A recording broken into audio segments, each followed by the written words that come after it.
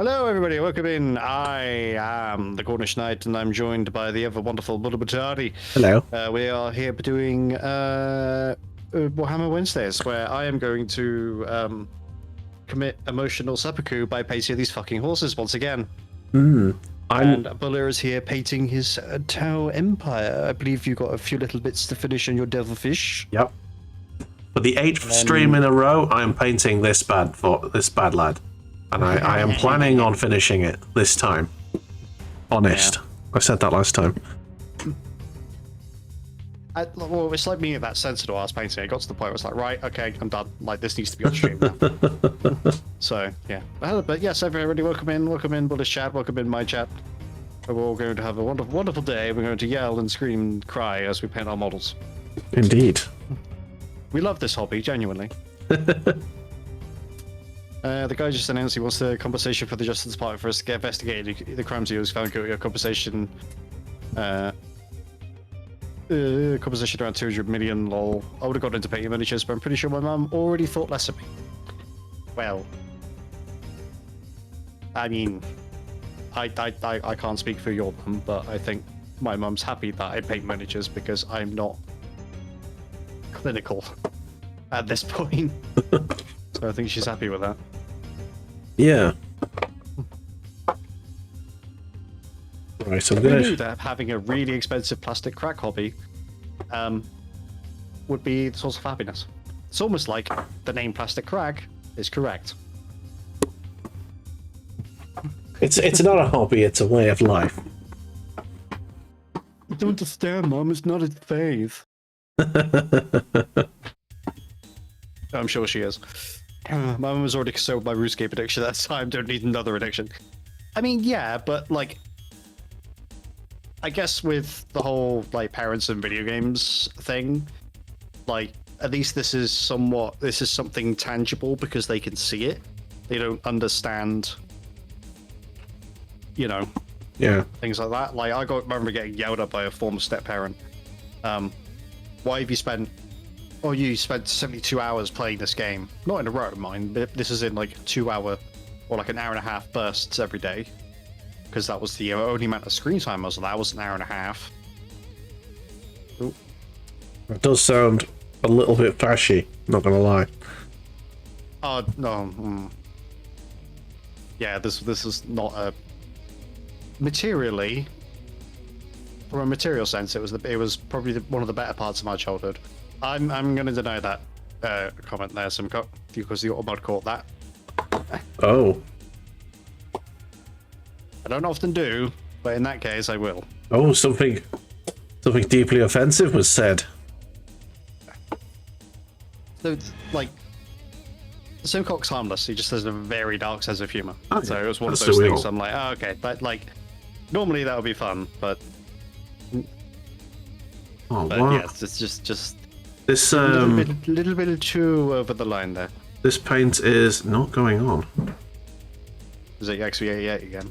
Yeah, it's a little bit. I don't know if it's too watery or not. It doesn't feel too watery, but when I'm putting it on the model, it's just sort of shrinking away from the edges and stuff. Yeah. I don't know. You giving it a good shake? Yeah. Yeah. Giving it a real good shake.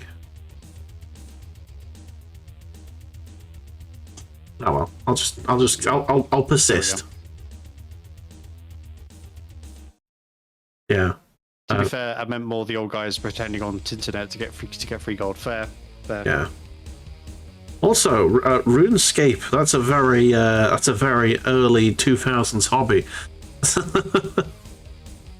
The very early 2000s addiction. I never understood RuneScape. It's gonna sound silly. I never really understood it because I didn't understand like how you could do certain things. Yeah. And it never really felt like it explained it all that well in the game. Well, yeah, games of that era tended not to, really, did they? Yeah. I mean, it can't be as bad as... I mean, I know this will hold no relevance to you, Bula, but the fucking Hearts of Iron 4 tutorial is awful. Because That game came out in what, 2017? Excuse me. When did that game come out? 2016. Oh, it came out on fucking D-Day, 2016. That feels very deliberate. Well, I mean, it's a World War II grand strategy game, so of course it's relevant. It got better. The general option is when it was originally made, Go Brothers had no idea what they were doing, hence when their Brighter Shores games, which released this year, more of the same out-of-date crap. Oh, right, okay. So speaking of games so actually, this has put me onto something here. Okay.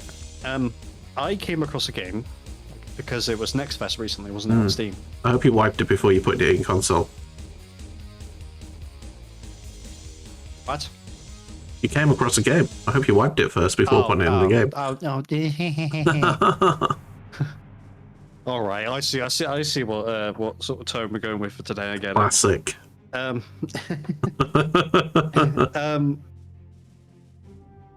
Okay, I stumbled across a game.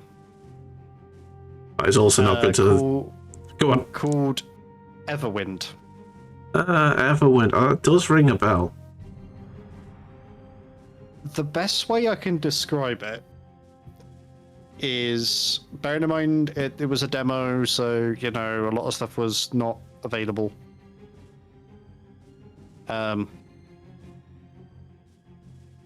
It feels like if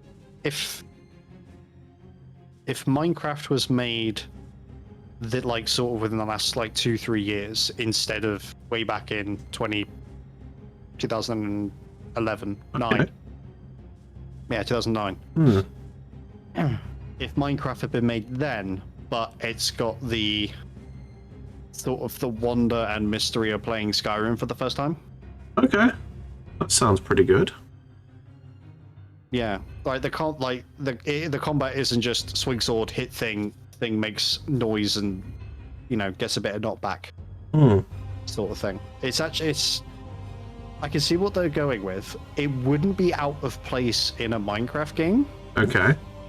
It feels like somebody had the idea to make a Minecraft mod. I went, actually, you know what? Let's just make a standalone. We could make this a whole game if we wanted to. Yeah.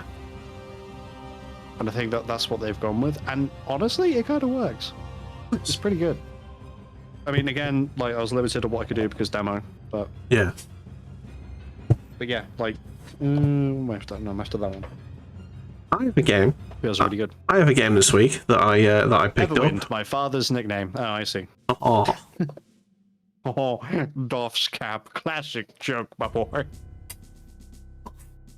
Yeah, anyway, I picked up a game this week. It's a nice, cheap game that is extremely fun. It's called Ball Pit. Ball X Pit. Yes. Yeah. It's very fun. It is a roguelike. The best way to put it. It's a roguelike breakout game, basically. Did you ever play Breakout, the Atari game? No, I didn't. It's the one with the where there's the bouncy ball and the paddle at the bottom where you're moving left and right, and you have to. Oh yeah. Yeah, I know what you mean, but yeah, you got the blocks that you need to bounce the ball up on the paddle. Exactly. Yeah, it's that. I know. I know what game you're talking about now, but I didn't know its name. See, I played clones of it on like Flash games and stuff. Yeah, that is the essential. That's the thing. So you basically break in blocks. The blocks have got like little goblins and skeletons and stuff in it, and you get to an end boss and break that. And you're basically picking up balls that all do different things, and you can synergize the balls and combine the balls and all of that sort of thing. And your starting hero can get like bleed balls and fireballs, all that sort of thing. And you bring resources and money back to a village at the top of the ball pit. And you upgrade the village and gather more resources, and unlock characters which have different balls available. And yeah, each character has their own leveling up, like persistent level, and it's a very fun and addictive game.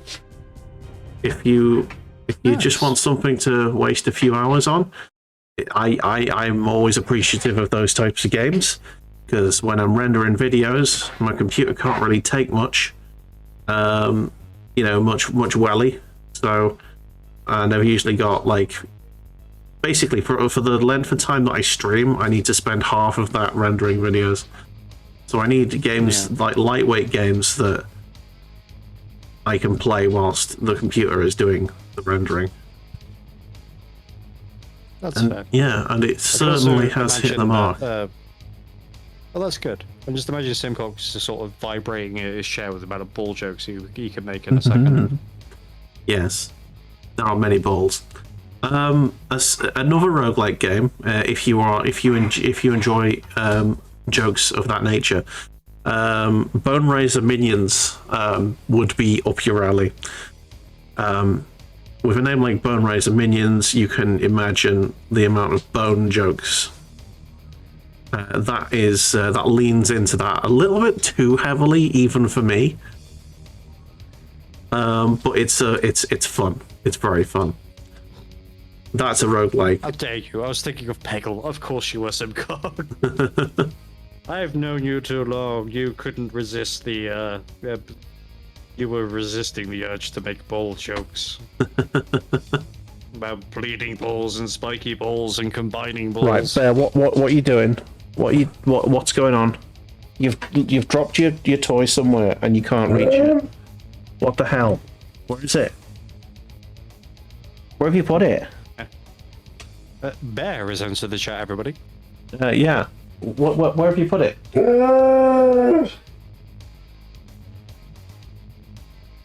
What have you done?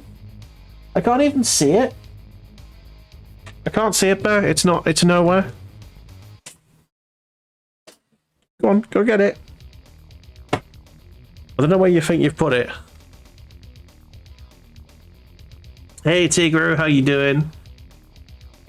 Tigru says hello, Bear.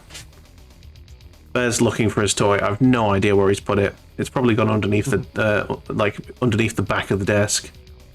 But the same kind of crude naming convention and knob jokes. One of the books is called multiple orcgasms. Nice. That sounds like something that Terry Pratchett would think about writing and then not.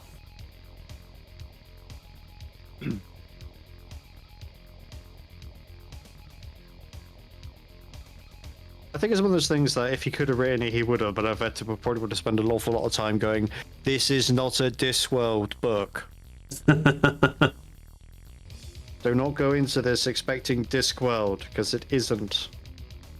And yet some people who failed to see all these warnings will still get angry because it's the internet. What are we painting today? I am continuing to paint the Devilfish. Currently painting one of its engines, one of its engine blocks. Trying to get the brown finish, which is the main colour. Once that's done, I'll feel like I've made a lot of progress. Because then I've just got to finish off the other little colours. The sense of accomplishment. Yes. Started okay, but I think the author got kind of too excited. Yeah, that happens. It can happen, unfortunately. And then they kind of ruin it by being too enthusiastic.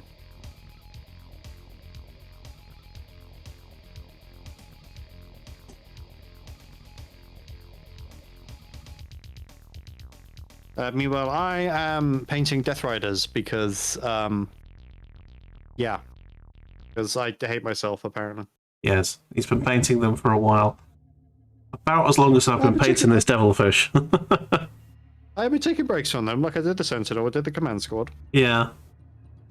I can't really wait for this this Devilfish to be done so I can get on with something else, and I may go straight into Tyranids, you know.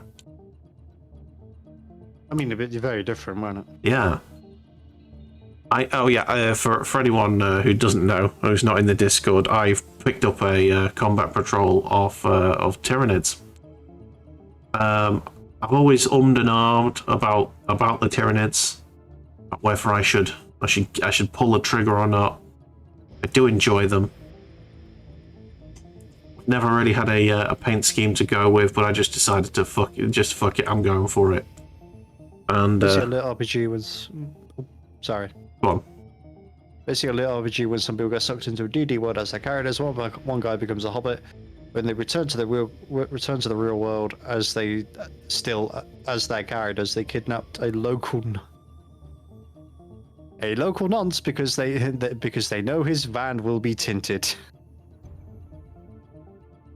So they returned as like fucking Ogathar the Barbarian, you know. I have seen these animes. They all look they all end the same, and it's always terrible. Yeah. Exactly. Oh god. Imagine like us being kidnapped by that and having to explain you were kidnapped by a fucking a barbarian, a wizard, a fighter, and a hobbit, and then try not to look crazy at the same time. Yeah. An orc, a hobbit, and a nonce.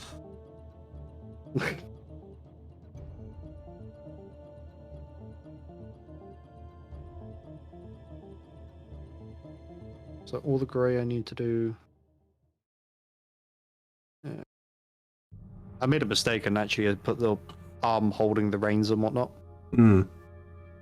On this guy, which is going to make painting certain parts of him really fucking difficult. Because I am a genius. We've all done it. Yeah, well, I had the impression that like not gluing the reins on and stuff like that would be the best way to do it. So I thought, you know what, for one of them, I will actually glue the reins on just to see how much of an arseache it actually is. And it turns out I was absolutely right. Mm-hmm. Can you inform me when the detail painting starts? Is that because you want to put shades on me, my dear boy? Yes, must hamper the streamer, must make him have zero progress. Yes. Oh. I wonder why he's painting the same thing next week. Yeah, I did. I did announce in the Discord that I've replaced the beans. I have new beans. I saw them. They look delightful. Yeah, some horrific flavors in there. People were moaning that I gave myself too easy a time with the last set of beans. So yeah, this time we've got like literal fucking. Is it bubblegum or is it blue cheese? Who knows? Only the streamer will. Yeah, you will know very shortly after you hear the reaction. Is it apple or is it wasabi? Place your bets now. Oh dear. And the garbage one, I don't even know what that could even possibly taste like. Oh, it's probably going to taste like rotten fish or something. Yeah. My imagining. Blue cheese, like, I like blue cheese. I like blue cheese, but not in gummy form. I mean, there's that, and also, like, expecting bubblegum and getting blue cheese, I'm sure will be quite a shock. Oh yeah, that too.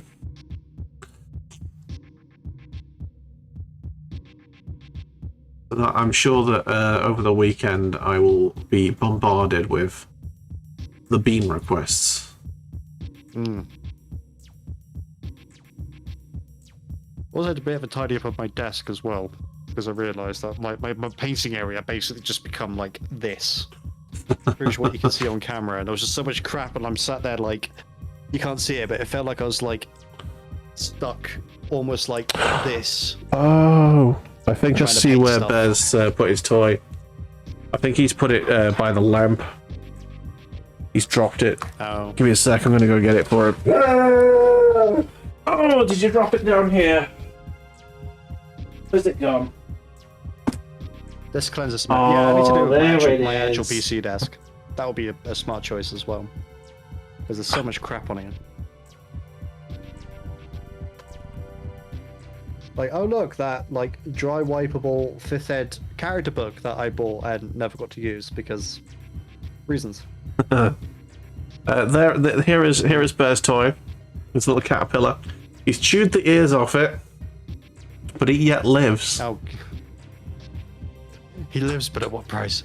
Exactly. My current desk is the kitchen table. I don't really use my office anymore. Oh, is that because of your little puppy? There we go. He's got his toy back. He's happy-ish. Yes, it is. Yes, it is. Ah, okay. You still like training him, potty training him, as much as you can potty train a dog. What, me? No, Kim Sok. I was going to say, I definitely have. Well, you know, Bear is definitely potty trained.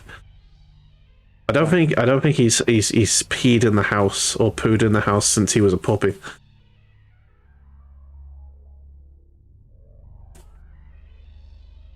Sometimes he's really fucking desperate when I get back from work and he's just like, back door now, please, please, please, please, please, please. Yeah, he goes out for the longest piss.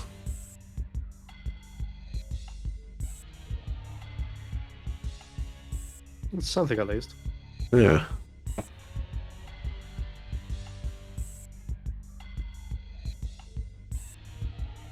Those were excellent purchases. These tea lids.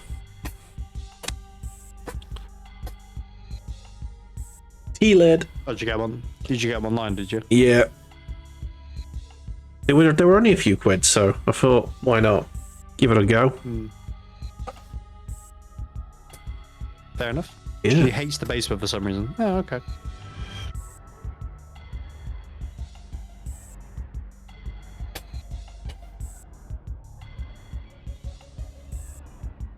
Okay. Got a feeling that the this paint blob is becoming unusable. Oh no. Oh, bad. Drop it again. At least you can reach it this time. Oh, you're going under the desk, are you? Oh, no, he's dropping it on my feet. Like, throw it, father. Throw the toy. Got my feet up on my footstool, and he's just dropped this wet toy on my foot. Oh, lovely. And is now just staring at it under the desk. He's just nudged. Bought a whiskey smoker over the weekend from a bourbon festival I went to in Detroit. So I spent a little bit of time in the basement since at my alcohol cabinet. Fair. Okay, so you give me a toy, Bear, and you want me to throw it, and then you've walked away. Well,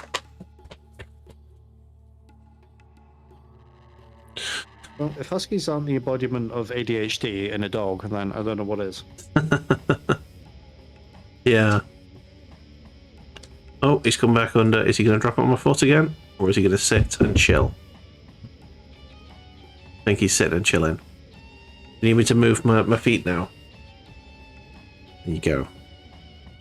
Eat dogs. Yeah, I started 2 games over the weekend. I started on stream? Or? Yeah, on stream. My Saturday game for the foreseeable is The Last of Us Part 1. Nice. Which, you know, was good. Yeah, it's a really nice, well told so far story. With needless and very predictable combat and stealth sections. Secret you say that you say that until you panic. Well, yeah, true.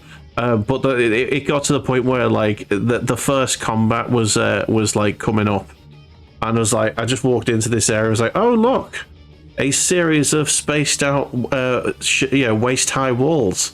I wonder what's about to happen here. Yeah, I know, but yeah, you remember when it was initially released? Yeah, it was Gears of War esque, isn't what time, wasn't it? Yeah. Well then. Remember our dog had diarrhea during the night, so we went and took a dump in the shower. Very clever boy. Very easy to clean. He was embarrassed as fuck though. Our other dog had the diarrhea in the night, so she went downstairs and took a dump on my laptop power pack. Not so clever. On our brand new rug too. Oh dear. Yeah. Yeah, with diarrhea, Bear just like becomes increasingly desperate to go outside, and it's just like, let me out, please, let me out. Oh my god. And then we'll just paint the floor, won't you, Bear? Oh, you brought this back to me. You don't want to let go. Oh. Just fucking made that worse. Bear painting stream when? Well, Fraggle always said we should paint Bear's nose green. But I don't think that's the kind of painting stream you're after, is it? Who knows, your dog might make millions of his paintings. Maybe. I doubt it. He's not that clever. Have you seen paintings dogs have done? I mean, Halloween costume for Bear? Picasso. Picasso, oh my god. That is when you're in the geriatric bay of the IBD ward. Trust me, I've been there. It's not fun. But there was one guy there who was clearly in a lot of pain. He was older in life, but he just kept refusing any form of analgesia. It's not how you pronounce that. Analgesics, I think it is. What? Hail Jesus! Praise be. Analgesics is like the fancy way of saying, so if you turn up somewhere in pain and you haven't taken anything for the pain, they can't just immediately jump you up to, say, like high strength morphine, right? Morphine. Like, again, depending on the circumstance, they're not going to give somebody who's lost 2 limbs paracetamol, from an industrial accident. That's a bit different. But if you're a walk-in and you're asking for pain relief, mate, and you tell them you haven't taken paracetamol yet, they start you a paracetamol and then work their way up. They have to do it that way. I'd be like, juice me up, daddy. Let's go. Yeah. Don't say it like that. And there was this old guy on this ward who was clearly in a lot of pain, but was basically just refusing all the medication being offered to him. So he would sit there and moan and groan all night, as you would do if you're in excruciating pain. Yeah. The thing with IBD pain, and I'm not, is, there is no way, there's no position you can sit in or lie in that makes it more comfortable. Yeah. Mm-hmm. It's just not doable. And it got to the point where, like myself and the 4 other patients in the bay, so six in a bay. When his family came over and we all basically just went, look, we're really sorry, but you really need to talk to him about taking his medication that he's been offered, because he's barely taking any of it.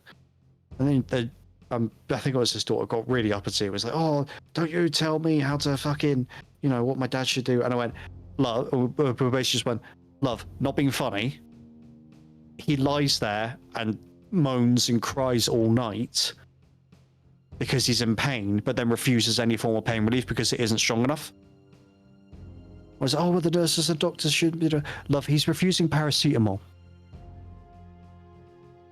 That's what he's refusing. He's refusing paracetamol. And they won't give him any stronger stuff because he keeps refusing the paracetamol. So he needs to take the paracetamol in order to get the stronger, heavy duty painkillers that he clearly fucking needs. Yeah, you got to grind to unlock the higher levels. Yeah. And she's like, oh, what do you know? You're really young. And I went, yeah, and what ward am I in? I was like, oh, I don't know. I'm in this ward. This is the IBD ward. This is not my first rodeo dealing with this. Trust me. Because this is, I think I was on this ward when I was like 21, and the next person in age to me was like in their 40s. So, you know, me being the mouthy prick that I was back then, was just like, you need to talk to him. Like, I get it, he's in pain, I'm in pain, but the other 5 of us are not getting any sleep because of him. And we've all got our own issues. I haven't left my bed in 5 days because I'm not able to. So, yeah, like... Yeah. Talk to him. Yeah. I'd just be like, if he doesn't take any more pain medicine, I'll make sure he feels some fucking pain, alright? No, you can't do that because then they can throw you out. Never. And, you know, we had to be very careful with our language. Like as other patients on this ward, we are not getting the rest that we need because he is refusing to take his because he's refusing to take any form of medication. Maybe he needs the pain. Maybe he needs the emotional pain of a jilted lover. But the pain that you would inflict on him.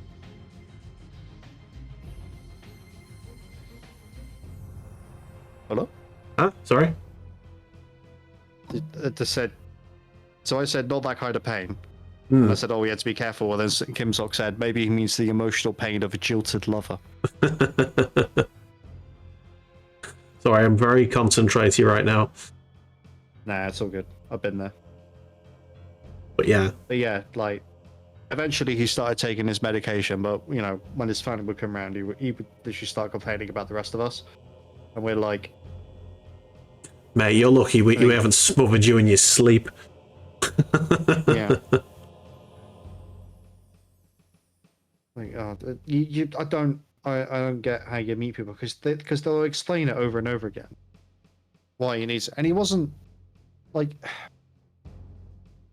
it wasn't like he wasn't mentally there. I mean, he kind of wasn't because he was in so much pain.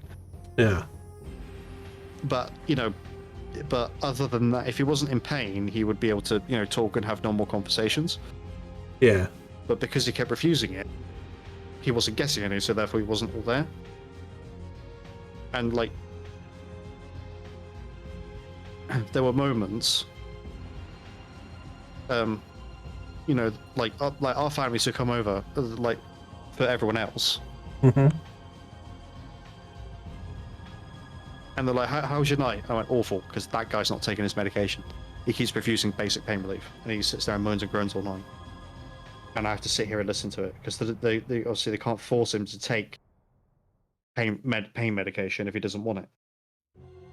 But it's been explained to him over and over again, you know, that he needs to take the low level stuff before he can take the high level stuff, and he keeps wanting the high level stuff because he's in so much pain, which is fine because, you know, I've been in the position where I'm in desperate need of high strength painkillers, but I still take the low strength ones so I can progress through the system.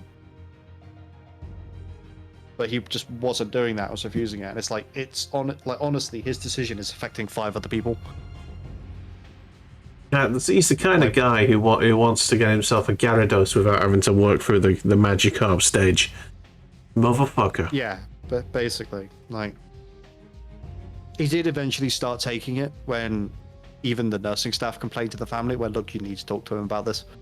Yeah. Because we're fed up, like, the other patients in the bay are fed up. We're fed up of listening to them be fed up.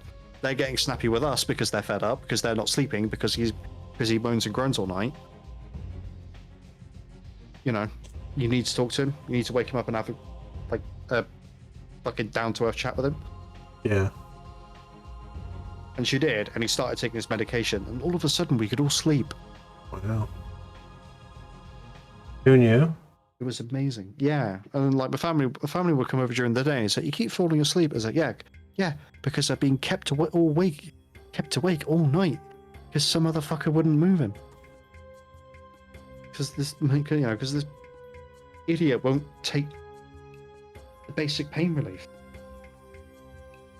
Right, the brown is almost all finished. I just need this one final engine block done. And the brown is finished.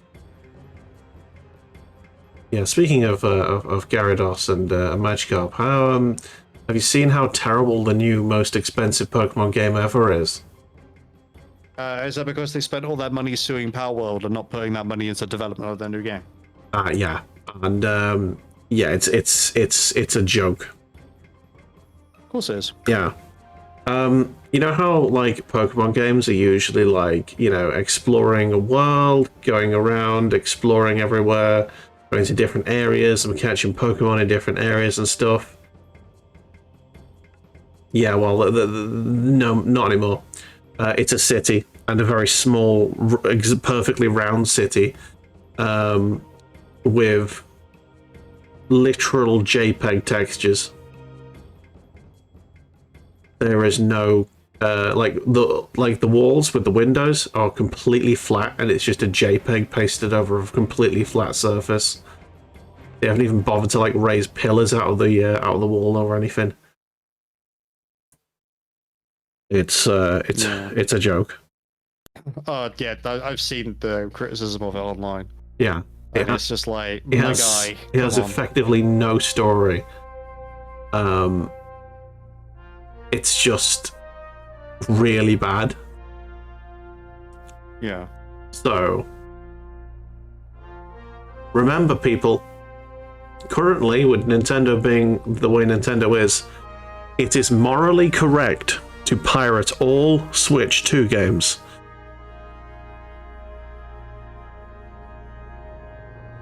Yeah. Could they move into another ward where the janitor keeps his brushes, for example? Well, no, they couldn't have.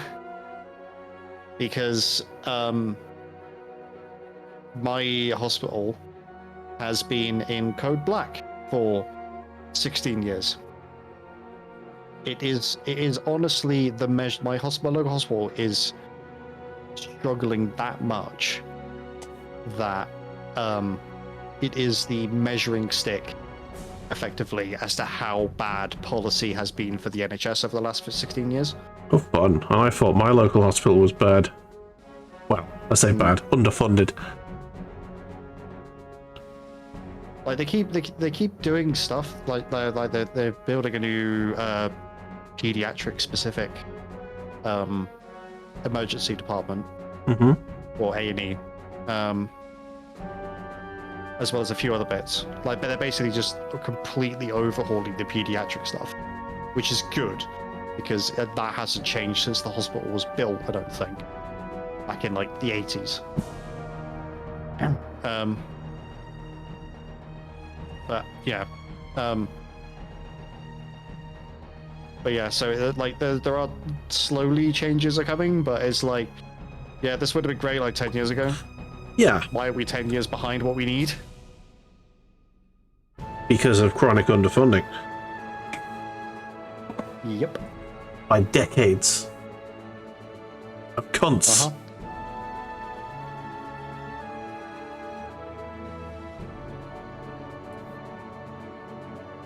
Not a lot we can do about that, unfortunately. Not anymore. We could vote green. That'd work. If enough people voted. Yeah. But you're missing all the benefits of those decades. Oh, what? Economic depression?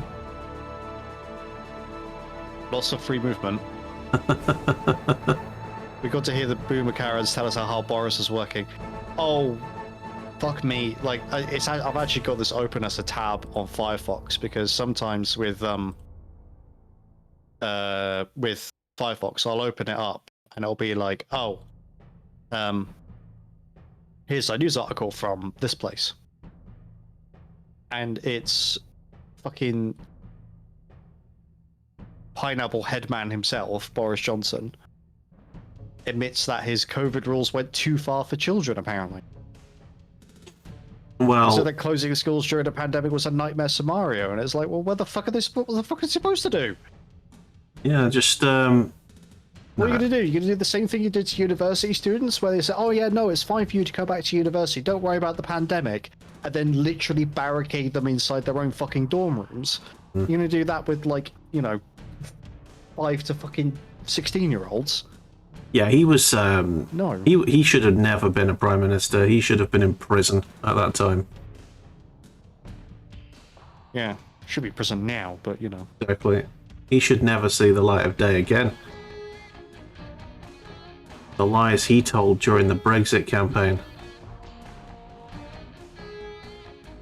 And during the COVID pandemic.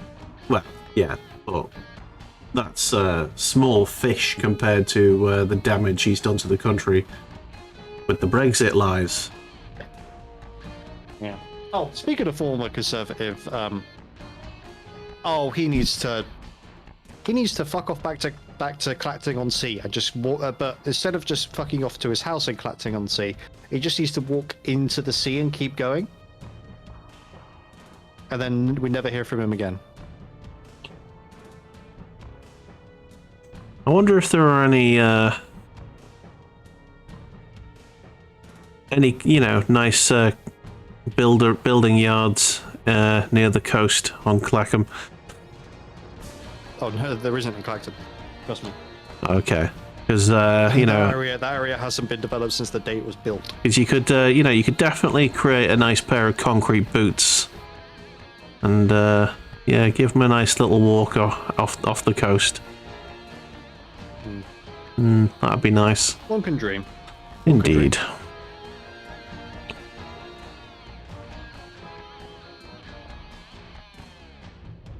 You got what you wanted. UK's out of the EU now. Yeah. Well, no. I mean, to be fair, what he wanted was a paycheck, and he got it, and he's still getting it. Yep. He's being paid by pretty much all of the baddies, including Israel. And so is bloody the current prime minister, the guy so boring I can't even remember his fucking name. Starmer? Yeah, that's the one. He's being paid by the pro-Israel lobbies. Yeah. Well, probably should say this, even though we're well and truly deep in these waters. Content one in politics, everybody. Oh yeah. Free Palestine. Yeah, just fucking. I don't get it. Yeah, and he's so desperate to defend the Tel Aviv fans, try and get them to come along to the football, because they're banned at the moment for the football hooliganism. And the day after, I think it literally was the day after, he made a speech basically saying that we're wrong to ban the Tel Aviv fans, and that that we're all being anti-Semitic. That literally the day after, the Tel Aviv fans burned some municipal buildings down in a riot during a game. The game had to be postponed. He's like, and also they said they weren't selling away tickets to the Aston match anyway. Yeah. So the government made this big fucking hoo-ha over it, and then Tel Aviv were like, yeah, we're not going to sell tickets to it. It's just like, well, there you go. Yeah. Congratulations. I always enjoy seeing him have a bit of egg on his face, though. But don't forget, his father was a toolmaker. Yes, we know. Shut up. Yeah. Doesn't make you working class now. Do you know how? Sir. Do you know how I know that that's probably the only truth he's ever told in his life? Because he's a fucking giant tool.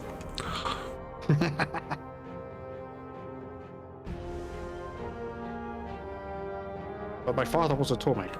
Yeah, he made you fucking twat.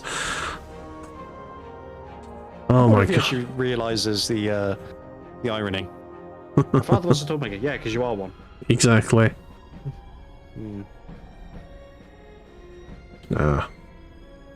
The only thing that Starmer is doing right now that's a positive for the country is he's holding on for dear life, whilst the sort of nationalism is starting to, the fad for nationalism is starting to wane. So by the time the actual election comes, the reform fever will have well and truly finished. I don't know why governments get so involved in sporting events. Trump has announced he might take away the World Cup from Boston and LA. The World Cup of what? They've got the football World Cup. Oh, Handek World Cup. No. Football. Proper football. Oh, football. What the rest of the world calls football. Yeah. Yeah, okay. So yeah, they're supposed to be hosting it, and FIFA have basically been looking at America, and even FIFA are thinking, "Oh fucking hell, I don't think we want to be touching that." They've been considering moving the World Cup to like a shared between Canada and Mexico. Oh. Which honestly wouldn't be really funny. Yeah, it wouldn't be a terrible move at all.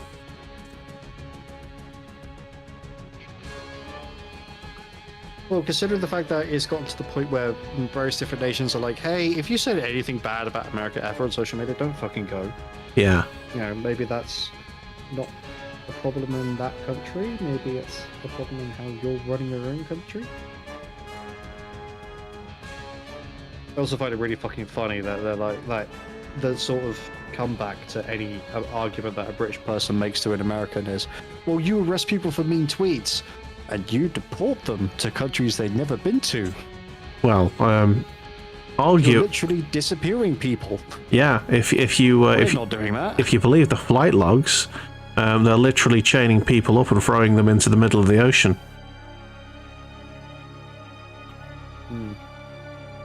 That is a potential thing that's happening. Yeah, well, yeah. Sure, go off about the fact we're arresting people for mean tweets. Yeah. I mean, to be fair, we haven't got a leg to stand on. We're arresting grannies for opposing genocide. Yep. Oh, it's fucking wild, ain't it? It's disgusting, is what it is. I did see that Chicago ICE agents are being refused service in shops and restaurants. Apparently their vehicles are being towed also. Well, yeah. You know, like... Have you seen the frog marches as well? That's extremely fun. Oh yeah, the Port of Frog. Yeah. And they're basically doing frog parties like 24/7 outside the facilities where ICE agents are trying to sleep.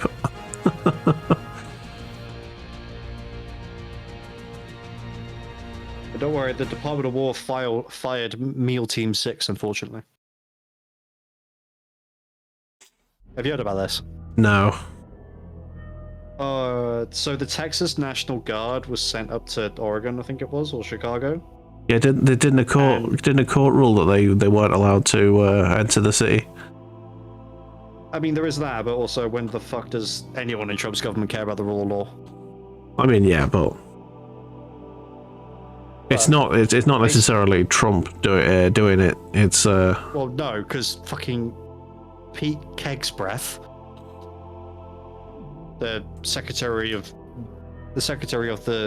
Defense. Yeah, so refused to call it war. Yeah, Secretary of Defense. The alcoholic racist who told the military that they weren't allowed to have beards anymore.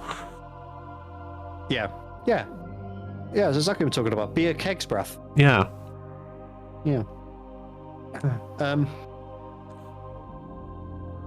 So apparently Mel Gibson in a cheap suit.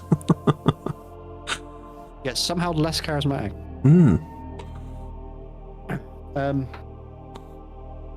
Yeah, so the Texas National Guard was deployed to, I think it was either Chicago or Portland, I forget which one.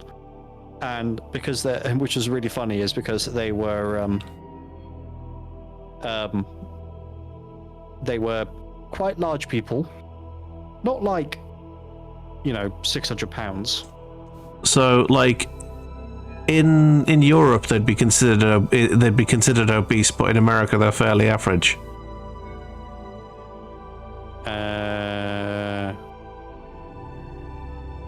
Okay, Automod won't let me send you some. Won't let me approve that last message, Simcock. But yes, basically. What did he say? The message is basically just a bunch of fat, overweight neo-Nazi SS wannabes, and Automod won't let me hit accept or deny. Yeah, because they won't allow anyone to talk about Nazi shit. Yeah, so sorry, my dude. I read it out, so you know. But yeah, basically, all of these like National Guardsmen piling out of this truck, and they were quite rotund men. And basically, the internet just fucking ripped them to pieces, which is kind of unfair on them. Like, they can't. Like, yes, they can say, no, I don't want to. Like, I don't want to do. Like, I refuse to comply with this order. But like, at the same time, like, so, I think a bit of me says that they're being told they're going to Chicago, but they probably, like the National Guard in DC, the National Guard have no orders. They just stand around and pick up litter. That's all they do. Because they can't actually do anything legally. So they're being sent there under the pretense of, oh, we're going to stop all the crime in Chicago. But really, the National Guard could do fuck all. Yeah. They just stand there and, direct traffic and pick up litter and have conversations with people. And that's it. That's all they can do. Yeah, Meal Team 6 of the Gravy Seals. Yeah, I've seen those memes. They're great. I mean, a bit unfair on those lads, but given the context of what Keg's Breath was saying about we're the Department of War, we need to be the peak physical form, and then those guys get sent.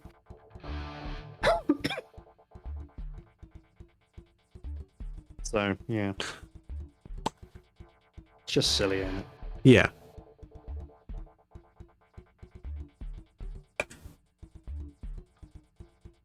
But anyway, yeah. How's your painting getting on? Yeah, getting there. I'm sort of spot washing at the moment. I'm adding some water to this this white to try and give it a more even coat, even though I know it doesn't need it. That's all I can do on that side. Gravy Seals is amazing. Yeah. It was like, it was something else. It was like Meal Team 6 of the Gravy Seals, and then a couple of other ones, but I forgot what they called. I forget what they were.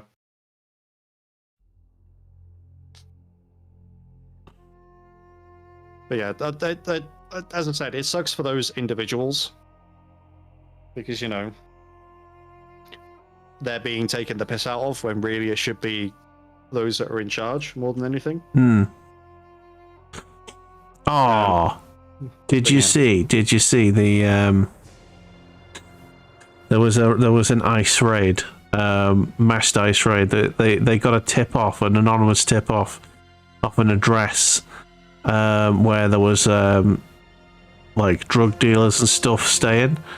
So they could go in and deal with them. And it turns out that it was the chief of police's address. So they didn't even check it. No, and they just they had like the lights out, so they surrounded the property and went in all guns blazing, and there's just the chief of police just comes out in his underwear, just like, what the fuck is going on?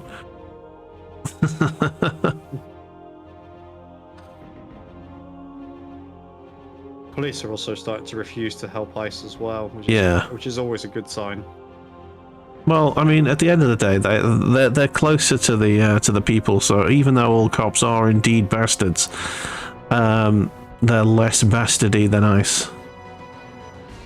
And they at least live in the community, you know what I mean? So they have a vested interest in not letting the community go completely to shit. Yeah. I mean, just saying they could take a little step further and just, stand there and arrest ICE. Well, yeah, I don't think they've got any jurisdiction to arrest them unless they are, assaulting people, which they are in places, so they absolutely probably could, arguably, if they see ICE agents going too far, they could definitely arrest them. I mean, there's that, but how many times do they have a warrant? They Well, don't. yeah, exactly. And there's a website that's specifically got, analyzing footage and identifying ICE agents. Good. Yeah. Because after all this is over, they're not gonna be immune to prosecution. Nope.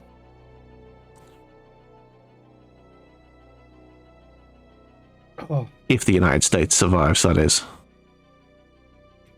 In its current form.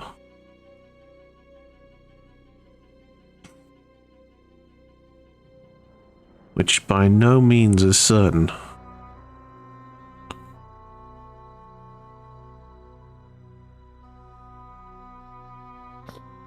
Yes. Right, I'm going to unstretch my back, and I'm going to change my vape over, so I'll be back in a minute. Okay. Well, in that case...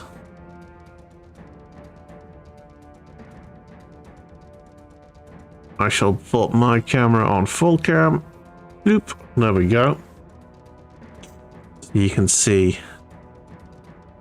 the painting in higher definition.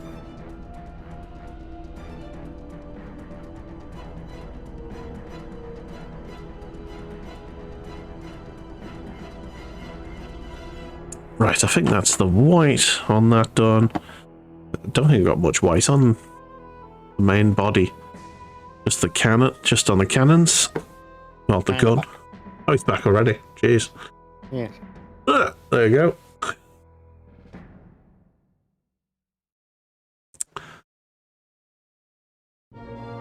Getting cottonmouth here. Good job. I know you guys benefit from ads, but 5 minutes of adverts can get fucked. America is horrendous with TV ads. So why fucking football matches go on for so long? Yeah. They literally invent sports that can be paused repeatedly so that they can keep putting more and more ads on. Mm-hmm.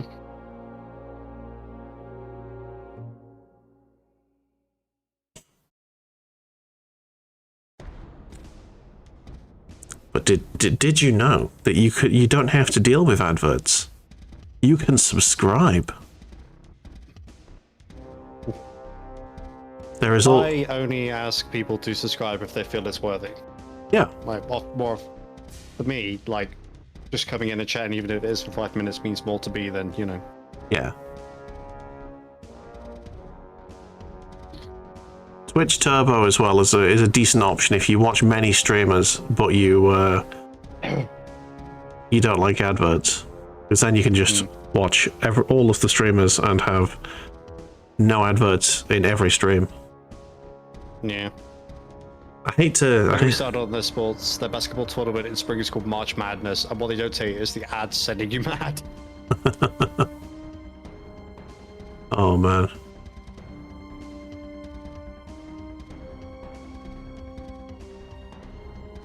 I can't subscribe, but I'm really griping in general watching TV, and somehow they play the same ad in a row. That is why I will be purchasing Spotify Premium in somewhere around 3047. Because of the amount of times they would run Spotify Premium ads consecutively, one after the other during an ad break.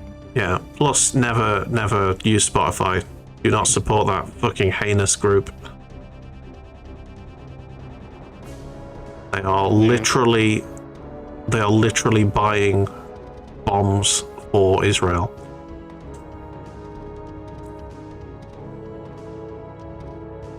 I left Spotify because I couldn't take it. I couldn't take the guilt anymore.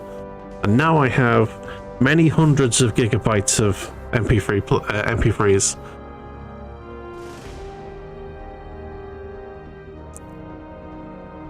I got myself a nice SD card for my phone as well, and I've got all my MP3s on that as well, and it's lovely. Ownership is a great thing. Remember the times when internet companies didn't get involved in war crimes? Honestly, no. There's never been a time where big companies didn't get involved with war crimes. They've always been involved in it.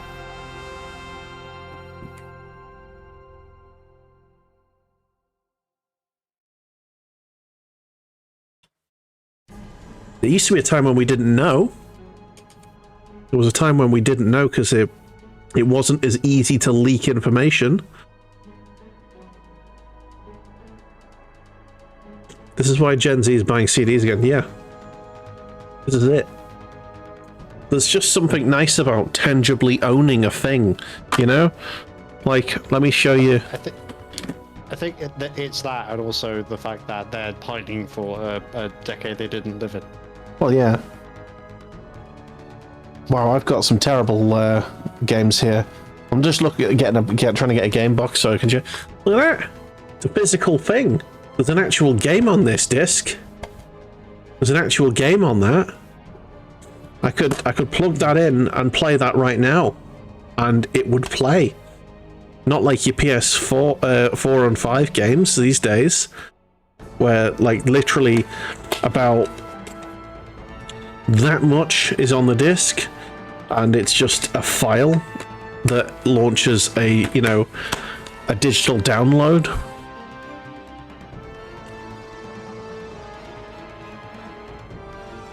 Oh, that's fucking hilarious. What is?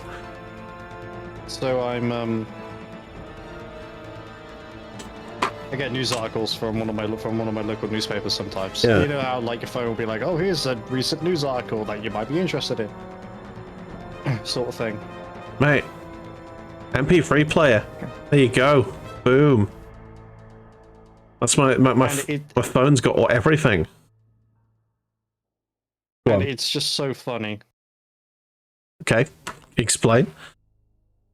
So they're looking at building new social rent homes, right? Okay, good news. Good news. Yeah, except they clearly don't give a fuck about the poor. Oh, good. However, a ground investigation report has flagged some environmental concerns. Contaminated soil, including elevated levels of arsenic, lead, and hydrocarbons, was found in various locations across the site. To be The report concludes fair, that there is a potential pollutant linkage in relation to human health, and recommends that contaminated materials be removed or mitigated during construction. yeah, No asbestos samples no asbestos was detected in samples tested, but report advises caution due to the variability, I think it is, of made ground and the potential presence of undiscovered fragments. variability. Yes. Yeah, I mean, okay. In fairness, any brownfield site, especially in inside a city, is going to have that. Yep. And there's not a lot you can do about that. And reporting on that suggests a very slow news day. Oh, it's my local rag. Like, it's always a slow news day. Yeah. Our local rag reported on. I don't want to dox where I work, so how do I say this? Just call it your local rag. No, I don't care about naming the Liverpool Echo, because it's the fucking Liverpool Echo. I'm just trying to be careful how I word the actual contents of the story, because it relates to the place I work. Basically, they're reporting on a thing that my workplace did about 2 years ago, as if it was something that had just happened and was appalling. And even when they asked residents, what they thought about it, they were like, "Yeah, it's not really a big deal. It hasn't really affected us that much." That was extremely funny.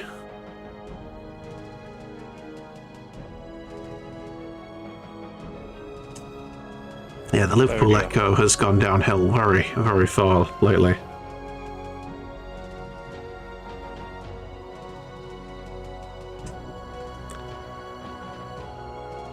I did see a very funny news article coming from the local sort of news group, like, you know, community news groups. Apparently, there's a town fairly close to where I am called Liso, and there's like basically there's two shop owners that fucking hate each other in neighboring shops, and one of them was hospitalized today, and the other one arrested after they were seen brawling in outside their shops. Oh, And one of them had to get airlifted out because of a neck injury. Christ. Yeah. Fucking hell. That's fucking one way to do it. Yeah, Jesus. so, geez. Stay classy.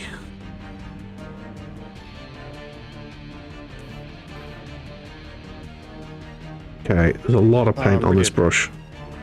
Fucking annoyed at myself at the moment. Why? What's going on?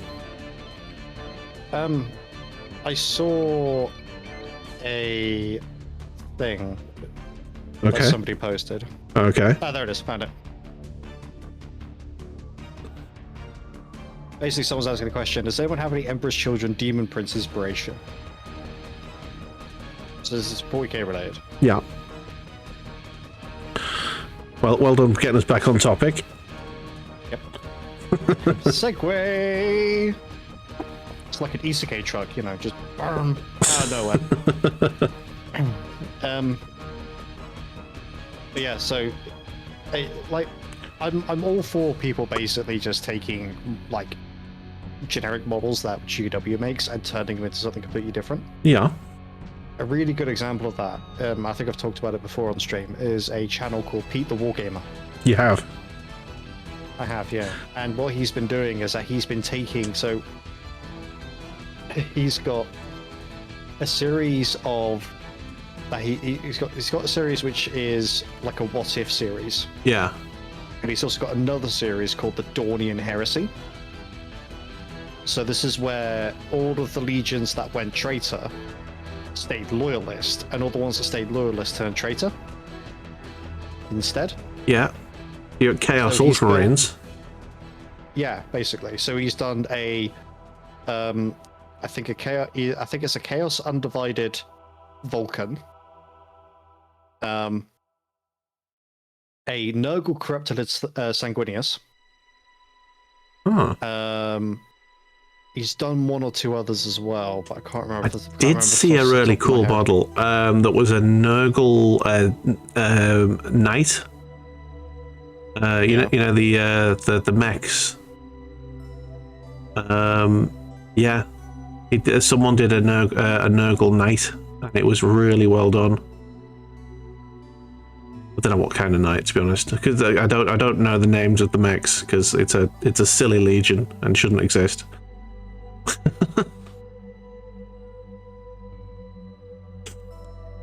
Oh, Thousand Sons? No. It the Imperial Knights.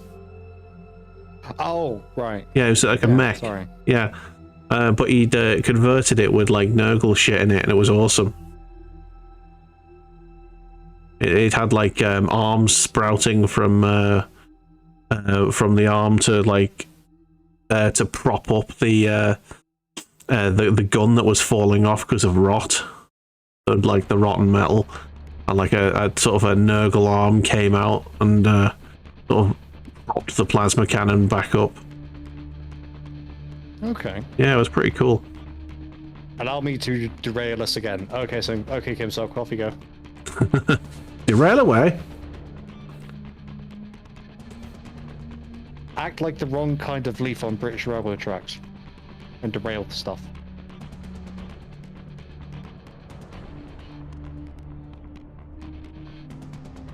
Oh no, I was just kidding. Oh, okay. I was just kidding. Oh, okay.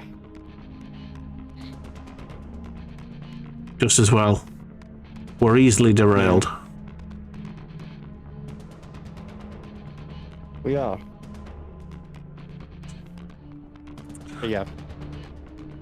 I'm really not. I'm roughly up to date with like all of the various podcasts and video essayists that I watch. I need to find. That's good. I need to find more because my work days are getting desperate now.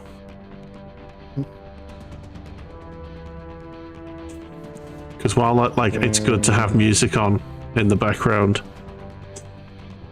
sometimes I'll just forget to work and just headbang the whole time. Have you heard of a YouTube channel called Sven Vanderplank? No. So he does BattleTech lore videos. I think you've told me about this channel before. Possibly, yeah. Yeah. But he's doing it in chronological order. Okay. From in his sphere perspective. So he starts all the way back to like the 1980s. Yeah.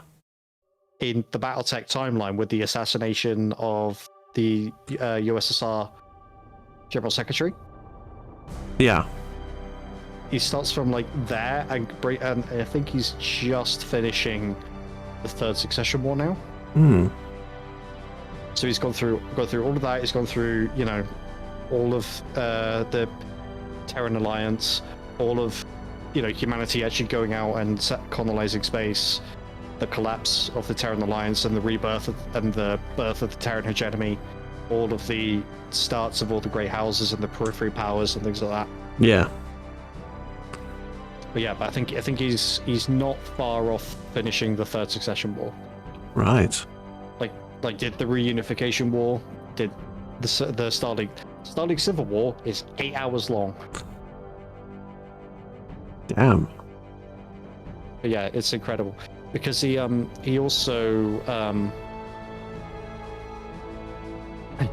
like it's a bit more kind of detailed, so it's more like he also talks about like troop movements and stuff like that as well. Yeah. Like there was a raid from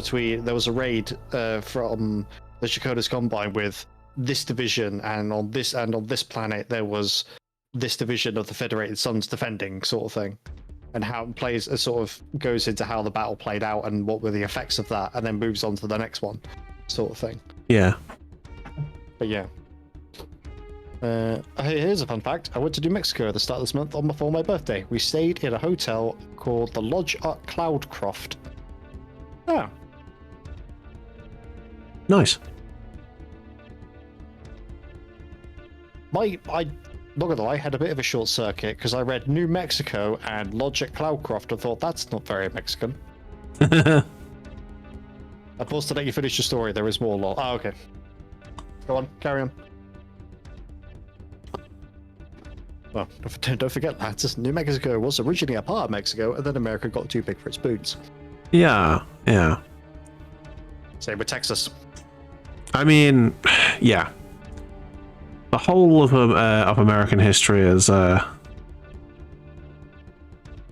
starkly similar to what's going on in Israel, or has been going on in Israel for a long time. Settler colonialization, I call it. Yes. That's why so many states is like square. Yeah.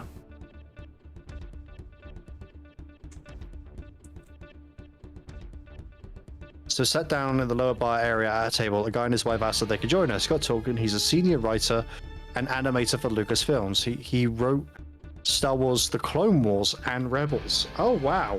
Okay, someone in a hotel bar telling you they wrote a very famous thing. This is starting to sound suspicious to me.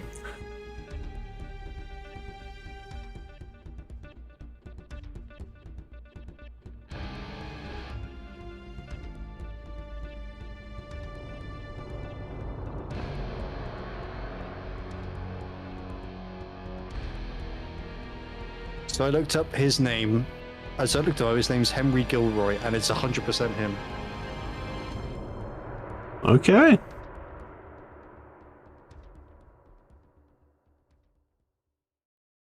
I love how this always happens to you, Simcoe. Always seem to run into people like that.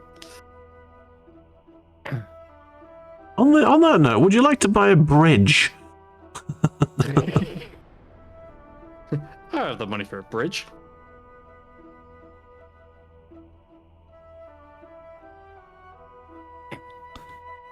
I have his number as well, Lolly, so encouraged me to start writing again. Oh, nice. Encouraging you to do other things as well, if he gave you his number. I want you to come over so I can watch you fuck my wife. You're at a Star Wars movie, he doesn't have a wife.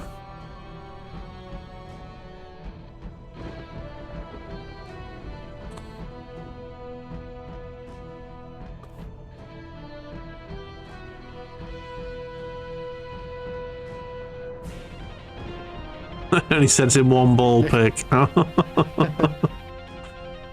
on. Really, capture? Really, fucking auto mod?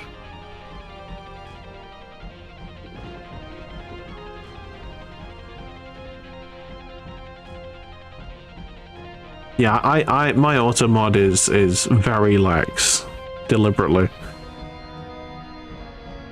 Mine isn't, because I've genuinely had people coming here and spam. It's also absolutely horrendous. Oh yeah, I just ban the Piece of fuckers. That's all well and good until they start making accounts to get around the ban. I've had that before. I've turned on the possible ban evader thing, and it seems to work pretty well.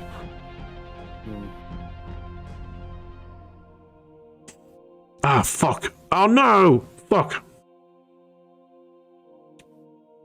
Quick, quick, quick.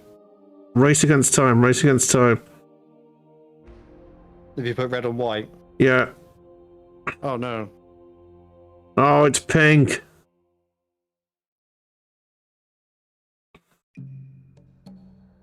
Dicks. Dicks. Oh man. That blows goats. Don't blow goats. But it tastes where so they good. Aww.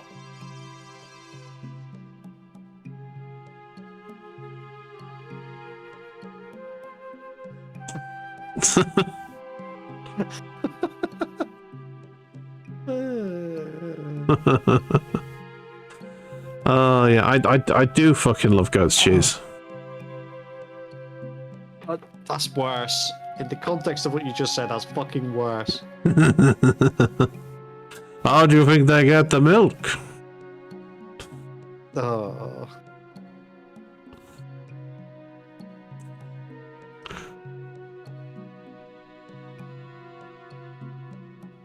That's why the goat's cheese is very salty. Stop, please.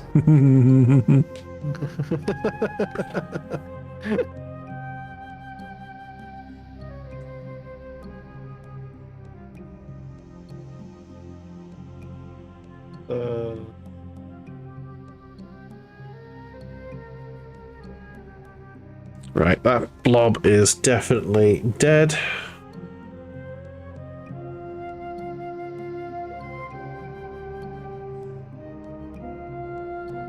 I think I'm doing a lot of mouth breathing. My mouth is getting like really dry.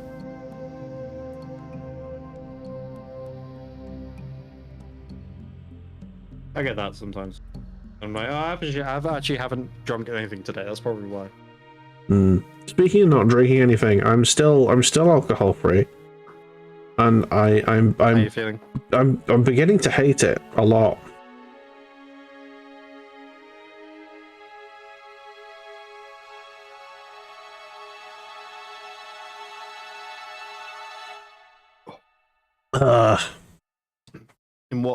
In what respect? Boredom. How do sober people do it? I don't get it. I mean, I'm pretty much sober. Yeah. Probably more borderline teetotal, to be honest, but you know. How do people you just live? What do you do? What the fuck captions? More like borderline tutor or, to be honest. Okay, cool. What the fuck? Yeah, sometimes. Borderline teetotal. Sometimes my captions don't like it. Sometimes my captions just to say the weirdest things. Yeah. That's why, like, every episode of me stream, every time I stream is like, here's another episode of the captions tried to cancel Cornish.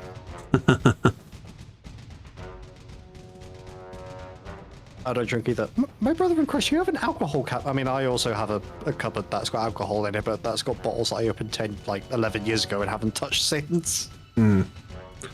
I can't. As I found out, trying to make karagi.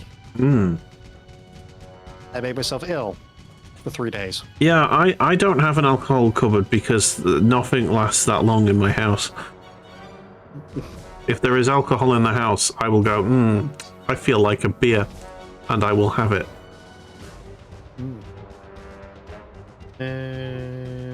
Although not anymore, because I'm not fucking doing. I'm not just not buying any. That's flavor taste. Is that flavor tasting before you put it in before you add it to the smoker? Is that right? Yes, this 8-year-old whiskey would go very well with this gammon.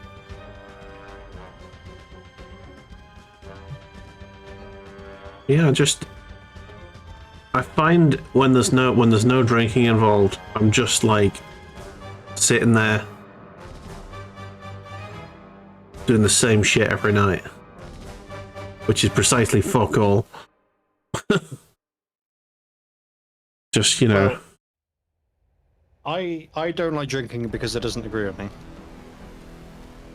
could have sworn I've allowed that word before, but okay. It doesn't necessarily agree with me, but you know, okay, it's not the like the physical consumption of alcohol. It's the fact that it lets the mass slip, and then it's clear that I need therapy. Hey, Stricken. That's what I don't like about alcohol. Yeah. Hey, Stricken. Thank you for drowning Cornish out there with the loudest sound alert I have. Brother, I am pinned here. It is a 40k themed. Oh, I was wondering that because it's like, well, that's either like Hulk Hogan or 40k, and I don't know which one it is. It's 40k, of course. Yeah. That is the greatest thing on YouTube, in my opinion. Prepare to deep strike. Yes. Steel rain. Yes. Send more.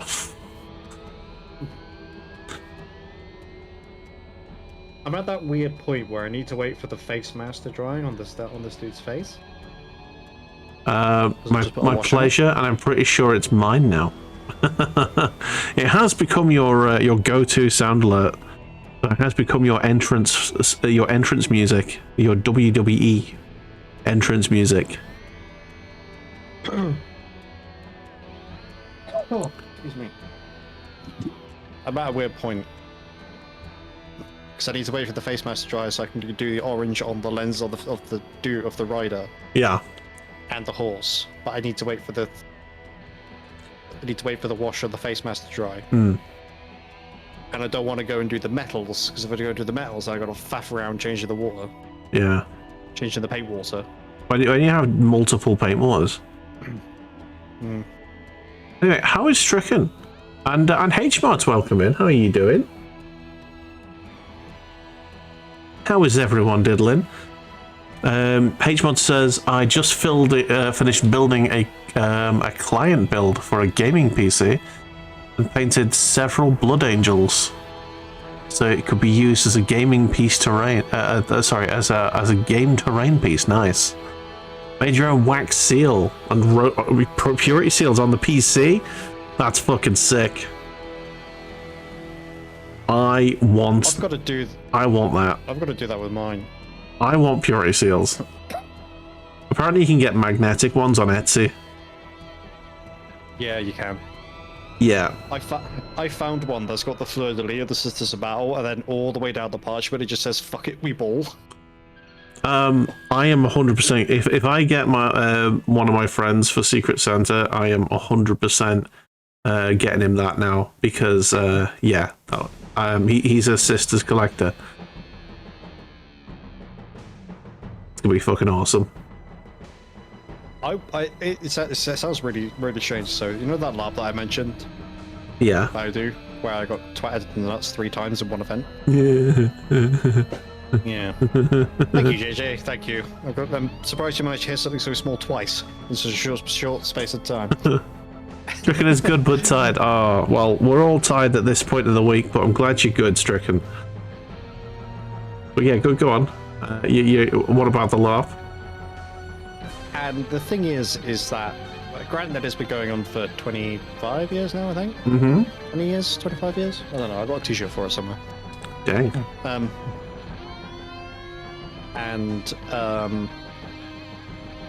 The basis of it is supposed to be Warhammer Fantasy. Yeah. Except, rather than having orcs and goblins and stuff like that, like we sort of dialed down the fantasy aspects, but it's supposed to have the quite brutal aspect of Warhammer Fantasy. Okay. And I was just chatting with the refs, and I'm like, so you know how this is supposed to be very sort of Warhammer Fantasy coded in a way? And I'm like, yeah. I was like, could I get away with purity seals? Like magnetic ones attached to my armor? And he's like, I mean, yeah, I mean, that'd be like, from an aesthetic sort of standpoint, that would be really, really, really good.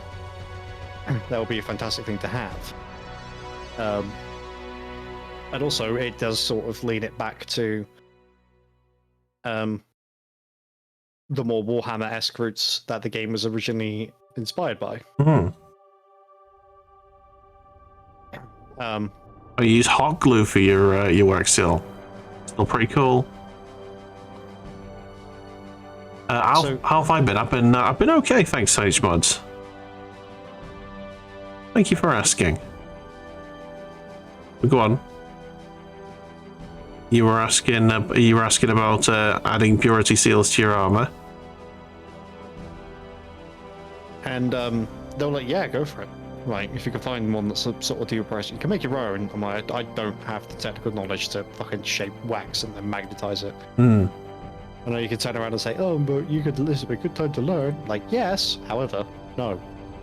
I mean, let me guess. The easy way to do that would just be get a magnet, cover it in wax, and then press the seal on it. Yeah, but then I have to buy the seal in order to make the imprint in the wax, which I don't have. Well, it could be anything, really, couldn't it? You make your own with a bit of foam. I don't know. Yeah, could do. Originally, they used coins, didn't they?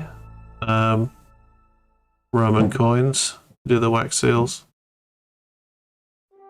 Yeah. So the main religion in the game is the Church of the Grey Lady. Okay. But it's not Catholicism. It's not based in Catholicism. It's based on Orthodox. Okay. So every church runs things a bit differently. Yeah. So what might be heretical for one church is not heretical for another. Or for one parish or whatever. Yeah. That sort of thing.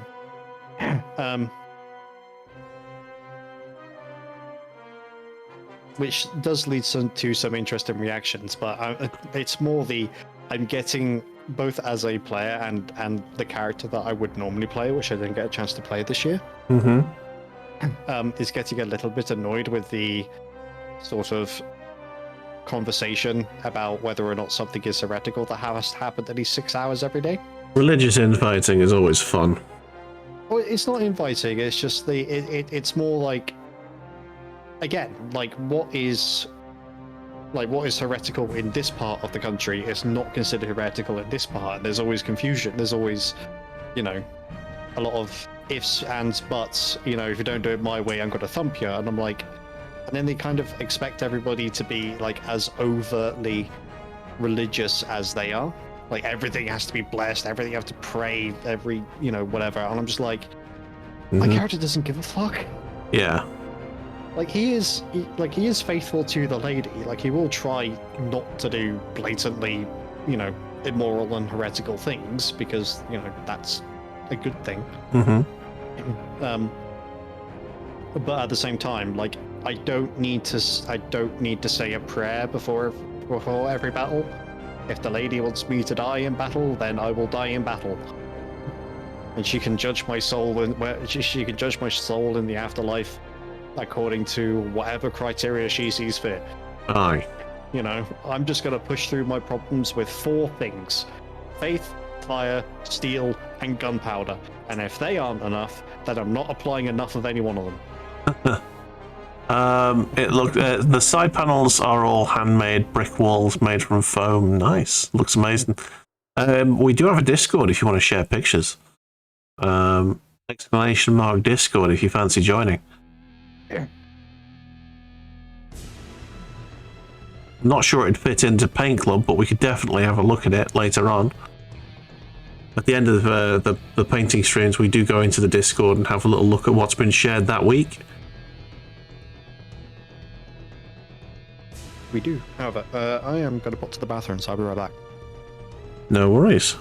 I will put my screen fully. Ooh, there we go. You can see the Devilfish in all its majesty.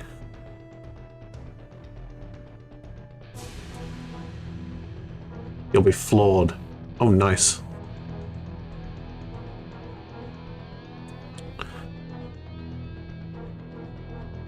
There you go, and you get to see all of the Warhammer painting that we've been doing. And if you want to post your Warhammers that you were painting along with the computer, feel free to do that as well.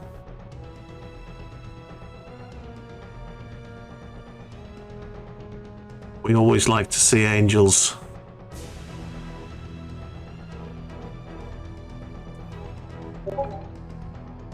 Here we go. Well, I can't shit with it. Go and have a look. Oh, wow. Oh, that's sick. Oh, hell yeah. You got oh, that's awesome. We'll definitely have a look at that in a minute. I'm gonna wave to say hello. At the end of the stream, we'll definitely have a look at that. I think people will be suitably impressed by that. That is a sick custom computer. Hell yes.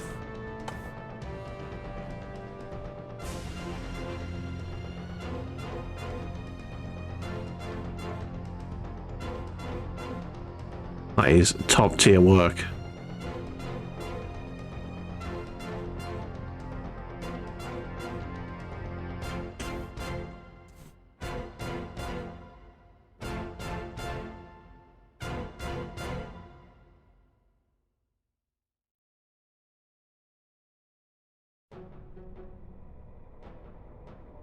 Okay.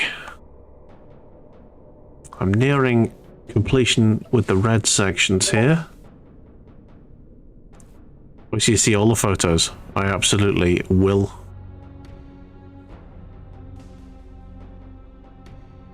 I wait with bated breath. And we'll have a look at that later. And I'm back. Oh, he's back. There we go. Button pressed. I would say Shady's back, but I'm not that cool.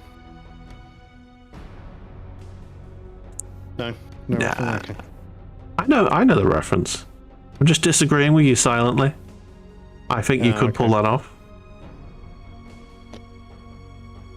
Or somehow need to, cram like 25 years experience in how to rap first. All you need to say is, guess who's back? Back again?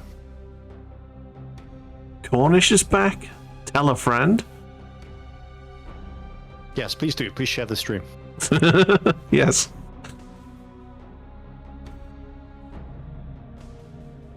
Just fighting with my gloves at the moment. Give me a second. You fucking dry yet? Yes. Also, this is the reason why I wear gloves because my skin on my hands is awful. Yeah. I don't want people to see it. Yeah, I currently have similarly shitty fucking skin on my feet for some reason. I don't know why. I've got a feeling it's because I don't wear waterproof shoes when I go and walk the dog. So in the morning when the all the grass is like covered in dew and that, I do get soaked. Yeah, my feet get soaked every bloody morning. You might be giving yourself trench foot, my guy. Yeah, maybe. Don't do that. I mean, I put dry socks on when I get home. So they're only like wet for like 20-30 minutes a day. Yeah, true. Not days at a time. Yeah, it's not. I don't think my risk of trench foot is that high.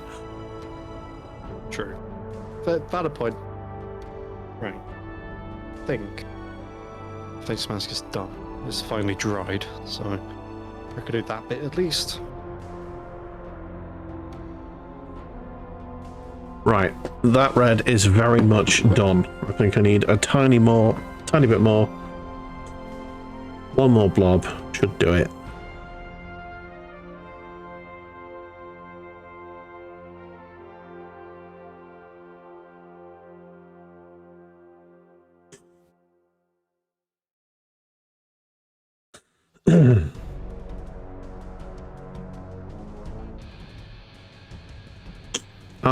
I've been working on a couple of like music things. Yeah. And they're both at like a standstill, which is really annoying. I keep like trying to start something new and going, well, you know, I'll put that on hold and then I'll move on to something else and see if I can get something else out. I keep getting ideas like 10% of the way done and then just, I don't know, just failing to follow through. Really annoying. So I've got one that is about my local train service. It's more sort of a love letter to the line. I fucking love it because when I was in uni, getting on that particular line, the Merseyrail line, it was an indication that I was nearly home. Yeah. So it's basically a song about that. And also they've recently updated the trains and they don't sound the same anymore, and it makes me sad. So I've got the sound of the old trains as the start of the song, and it's just like, oh man, nostalgia noises for me. Mm. But I've got the idea of the song. I can't make the sound that I want to make the main impetus of the song sound good yet. I've been playing with it and tweaking it for fucking hours and hours. I just can't find the right effect for it.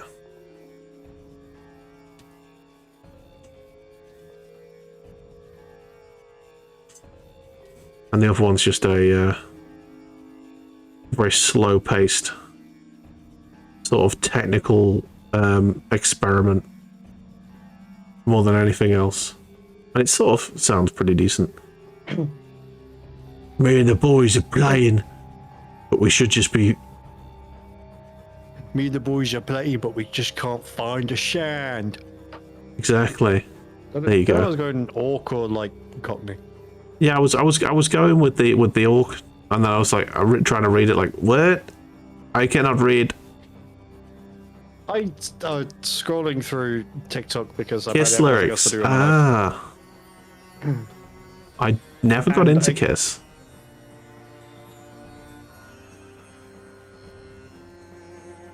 Carry on.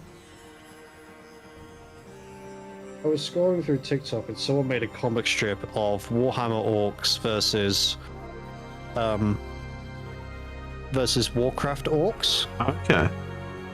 And the whole comic strip was centered around Warhammer orcs finding a Warcraft orc child, and they were like, "What do we do with this?" And the very last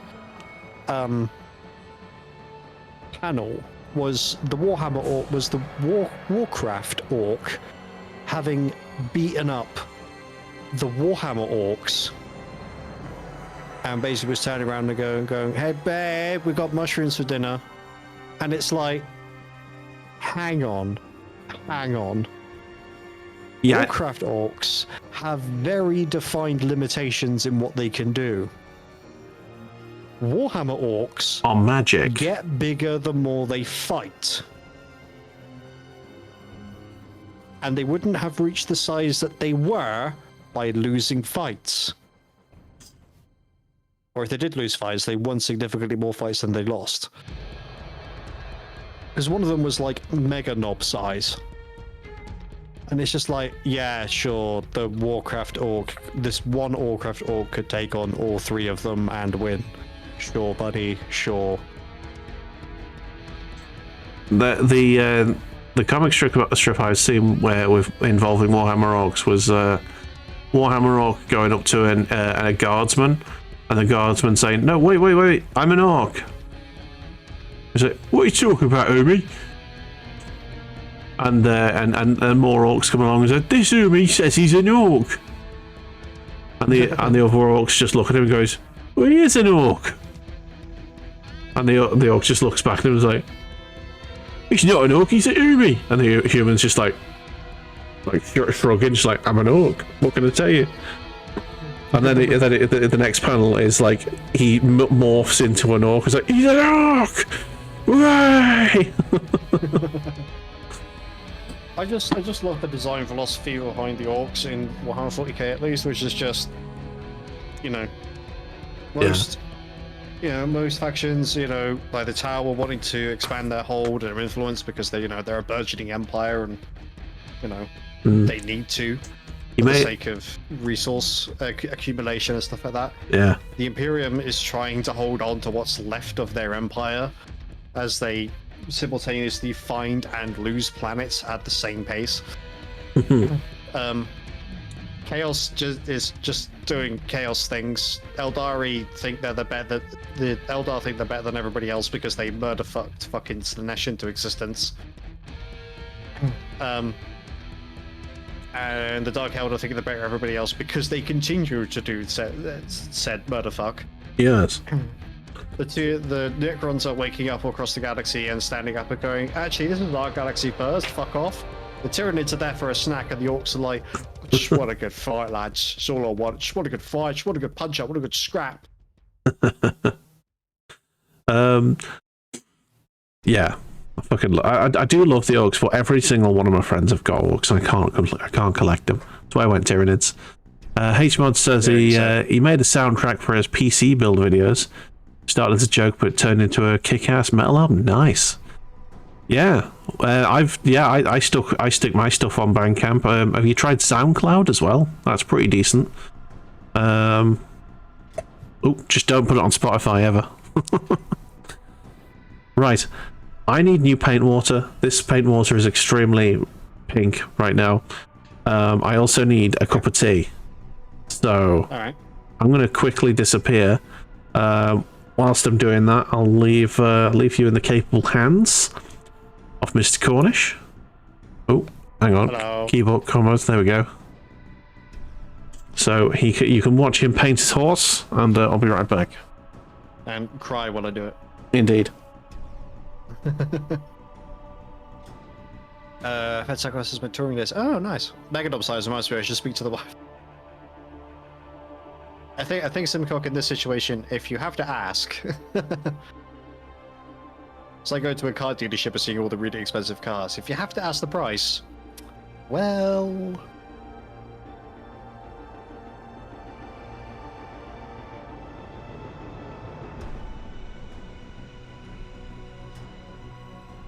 oh dear.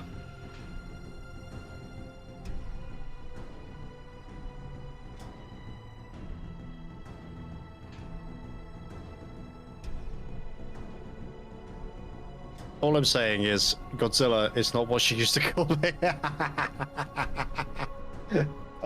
idea.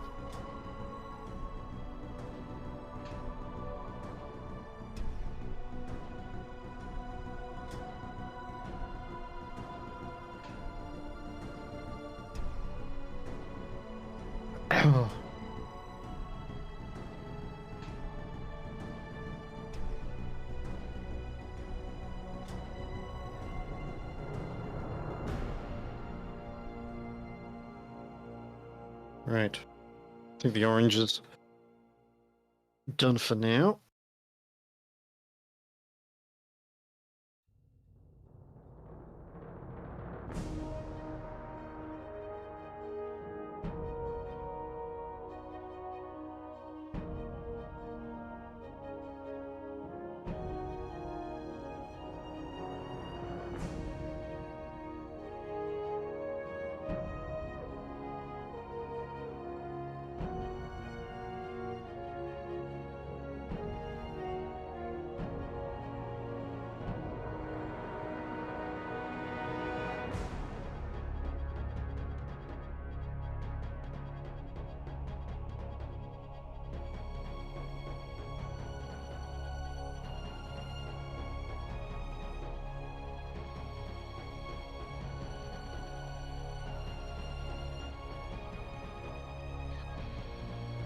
Putting Magma Droth Flame onto the lenses after Fire Dragon Bright was actually probably the best idea I've ever had.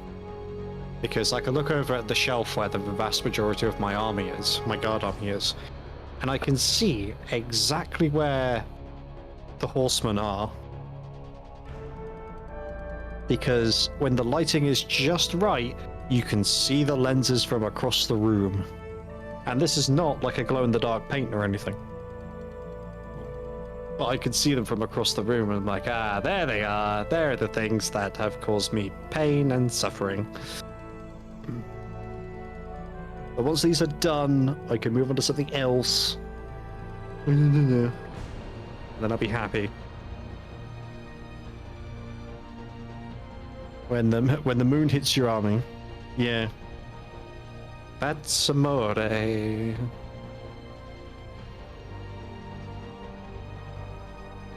Right. Now that all that shit is done, I can now do the metals. Finally. I mean, granted, he hasn't got his bag back and he hasn't got the arm holding the lance, but I'll do those separately. Just because, and I'll do them off stream, so I've got something to do off stream. Because they are fiddly and annoying and...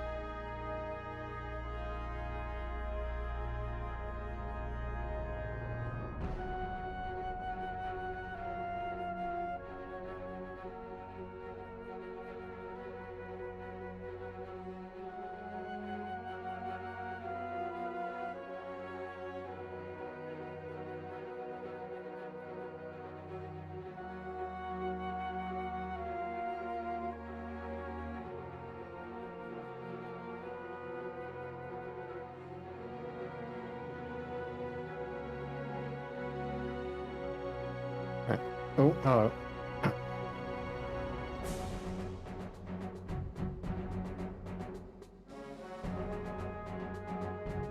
You know, I do like Creative Writer, but sometimes I think I just cannot do any more today. I started my chapter 3 today, and it's going alright, but man, if I get a weird case of word issue, if I get a... Yeah, I get that.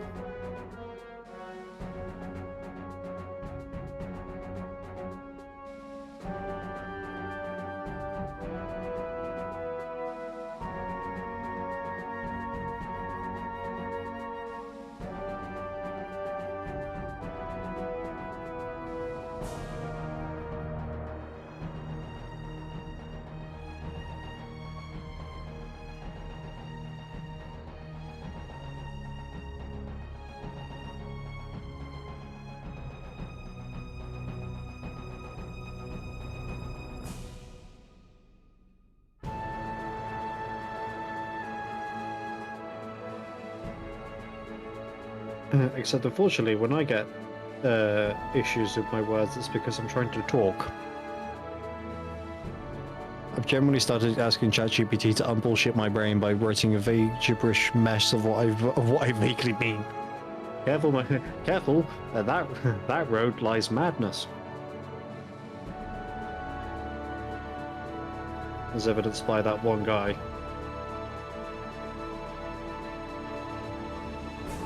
First ever.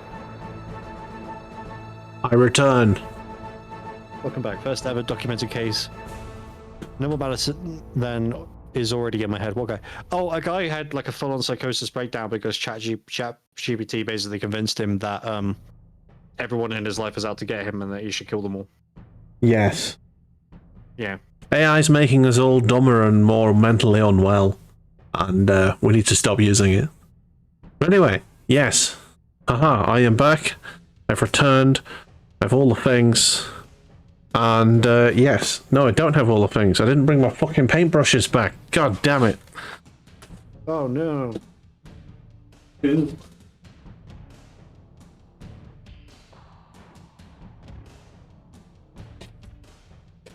Oh, yeah, I've had conversations with GPT and all that, but ChatGPT is just out to get me. That's how it starts. That's how it starts. Now back. That's the true Skynet uprising, is that it's not, you know, people using it thinking, oh, I'm just going to get it to, you know, help me, you know, write stuff, and then all of a sudden it's trying to convince you to, you know, access nuclear launch codes. Indeed. The true Skynet. All I can see is the Chinese guy in American Dad. Like, can anyone tell me about any launch codes? The totally normal American guy who's very clearly a Chinese guy in a wig, and everyone just no one can see it.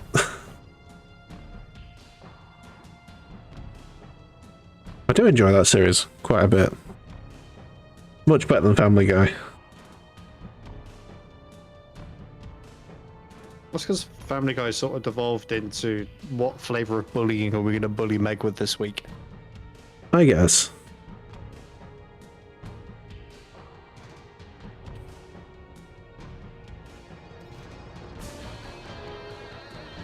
I don't know. I find that crass humor can be done very well, but I just never thought that Family Guy did it very well. It did for a bit, but then sort of fell off, I think, in my opinion. Yeah, I think the first couple of seasons were pretty good, and then, yeah. It sort of just became a bit repetitive.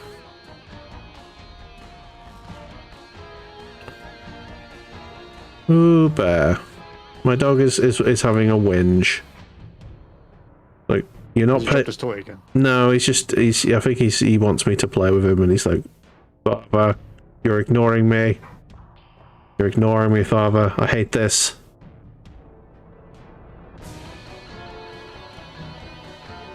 Like I've forsaken him. It's the same problem the Simpsons has. It just needs to end already. Yeah, I feel like if it ended after like 5 seasons, it would have been pretty much well regarded throughout. But, you know, successful things aren't allowed to die in America. To be fair, The Simpsons did almost. I mean, yeah, because the main voice actors, you know, the ones that have been doing like The Simpsons family for fucking decades, basically turned around and went, yeah, for this next season we want millions, like millions. Yeah. And there was a moment where it looked like they weren't going to get that. And then the studio caved and said, yeah, sure, here you go. And they went, all right. Yeah. Thank you very much. Good on them, to be fair. Yeah. I really do think that the future armor is just better in every aspect. Yeah, because it ended.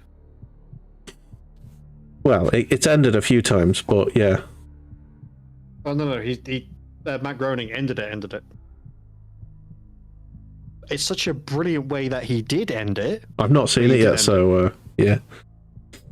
I will watch it at some point.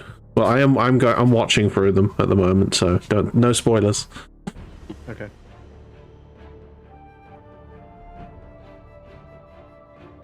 I just nearly dipped my paint in my tea. You're a true wargamer now, Harry. Oh, it came back last year, apparently.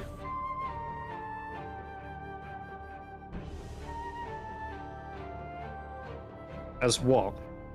I thought they ended it in such a way that it basically... Actually, I wouldn't say. Because spoilers. Yeah. I mean, it's at the end of the day... saying anything else about it, because yeah. don't want to spoiler it for Bula. At the end of the day, sci-fi is like... You can just bullshit your way out of any potential ending, can't you? Hmm. Oh yes, that was a time vortex or something, and now we're in the real timeline.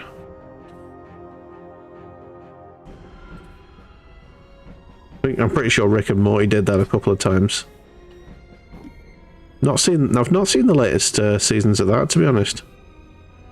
I need to go and actually find them. I remember getting as far as Pickle Rick, but then that was as far as I got, I think. Yeah, that's still with the old voice actor who was alleged to have done some domestic violence. I'm pretty sure he got cleared of that, but he had already been fired, so... Well, that, and also the fact that he constantly kept coming into work and getting absolutely shit-faced. Well, that too, but... I mean, we all would if we could. I just, again, nearly dipped my...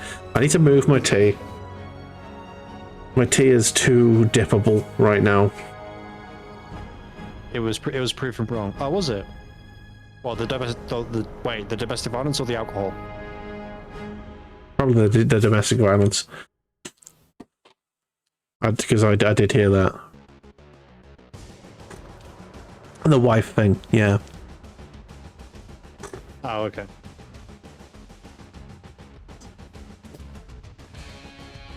I mean, if I could go into work shit-faced, I absolutely would.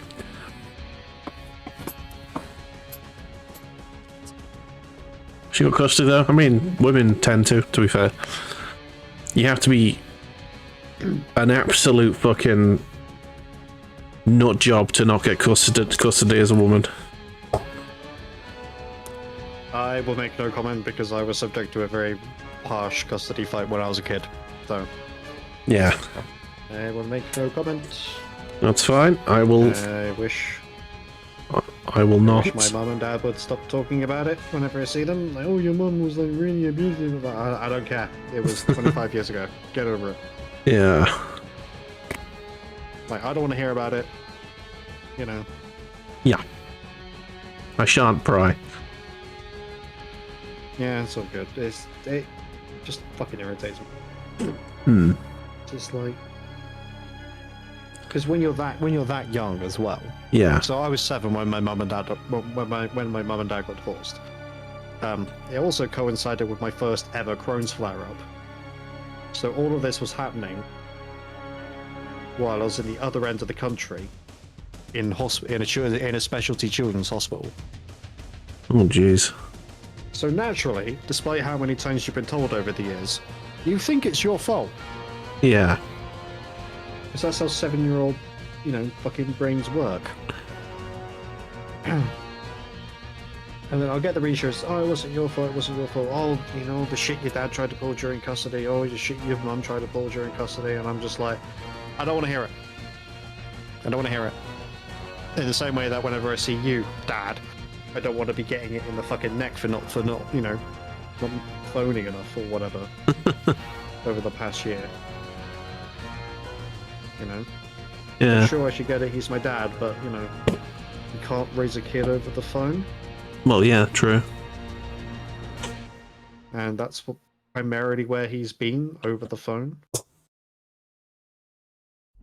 I've got way too much paint on this brush right now. I'm using too small a brush for the area I'm in. But yeah, so it just kept evolving into that. I turned around to both of them and said, in the increasingly unlikely event I ever get married, you will be coming to the wedding.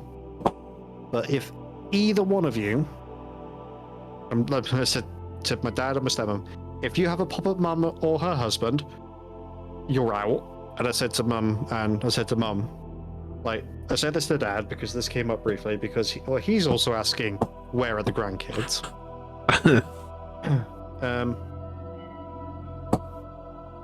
And I was like, in the unlikely event, or the increasingly unlikely event I ever get married, and there's a chance of me starting a family, there's going to be one fucking rule. I don't care who starts fighting between you.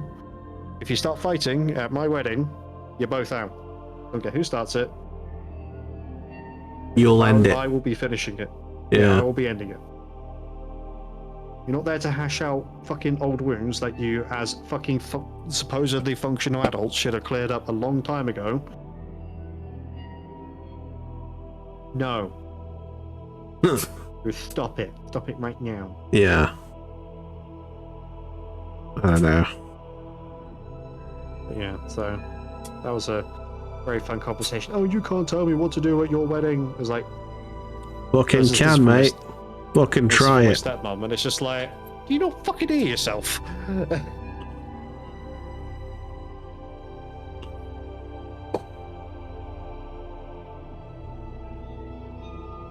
Keep going like that and you're not getting an invite at all. Oh man. That's the same concern at your brother's wedding. Fortunately it did end up fine. Oh, that's good. Well, that's great and all, but, you know, I'm not a functional human being. Yeah. I think I should be worried about taxes at my retirement fund, and here I am painting war dollies. Yeah. I mean, I am also worried about those things, but I also am painting the Warhams. You are painting the war dollies as well. Indeed. And I do have retirement concerns. I don't think I'm ever going to be allowed to. I'm not going to have any money when I retire. Because I haven't worked. Yeah. Fun times. I mean, yeah. Despite my best fucking efforts to get a job, I've had 2 interviews in 10 months. Yeah. Yep. It's tough out there, man. It is really fucking...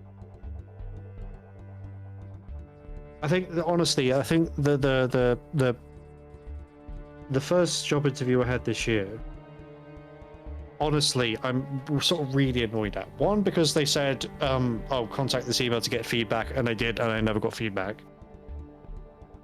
Which is irritating. Yeah. Okay. Right, you're done. You can fuck off over there. Fantastic. Ugh.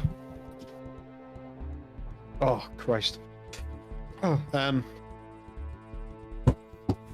I honestly think I didn't get the job because I would know why I didn't get the job if they ever gave me my feedback, but they didn't. So yeah. I firmly believe it's because, one, I don't interview well.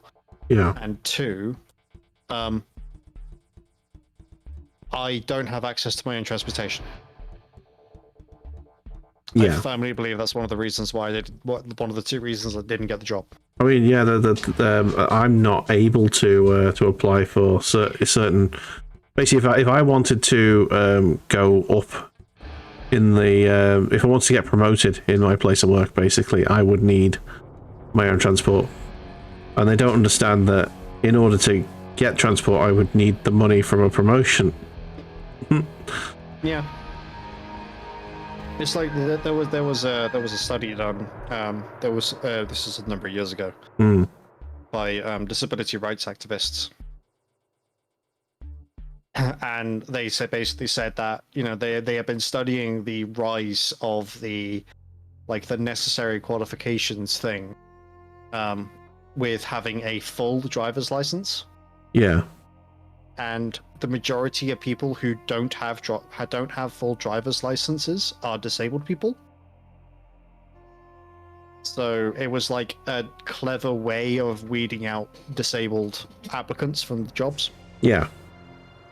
And it's just like, so you don't want them to have money from the government because they're too physically unable to work. Yeah. But then you're not providing them their own opportunities to make money because you're stopping them. You're adding yet another barrier into getting into work. So you can't have it both ways. Either they get more money for the government and you keep those restrictions in with job applications, or you remove the capacity, you remove those restrictions from jobs, from from applying for jobs, so they can go out and earn money. Stop making a full driver's license a requirement. It's dumb and it's stupid.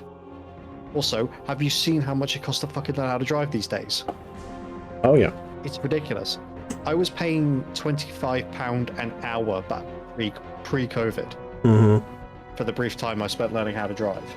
I can guarantee you I would be lucky to get so I paid 50 quid once a fortnight, basically. Yeah. I will be lucky to find someone who was offering lessons for 50 quid an hour.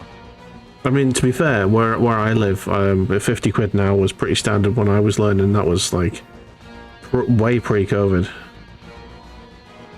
So 25 for me was literally like the second half of 2019.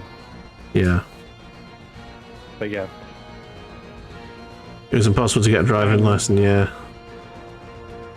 In COVID times. Well, yeah, because, you know, and not only that, I'm immunosuppressed and immunocompromised, so... Well, yeah. You know, I wasn't... The only reason I left my flat from the moment lockdown was announced was grocery shopping, doctors, hospital appointment, and the chemist. That was it. Oh, and like my birthday and Christmas Day. That was it. I didn't even go. Only times I left my flat in like 2.5 years. Yeah, I didn't even go out for birthdays and Christmas. I just and I ordered food to my door, so basically didn't leave the house for 2.5 years. My only contact with the outside world was streaming. I'm glad I had that, because I think I had like... Because the thing is, for a lot of people, getting COVID would have been alright. I mean, granted, there were some people out there who, you know, were perfectly fine, fit and healthy and did die from it, and, you know, my heart goes out to those people. My heart goes out to those people.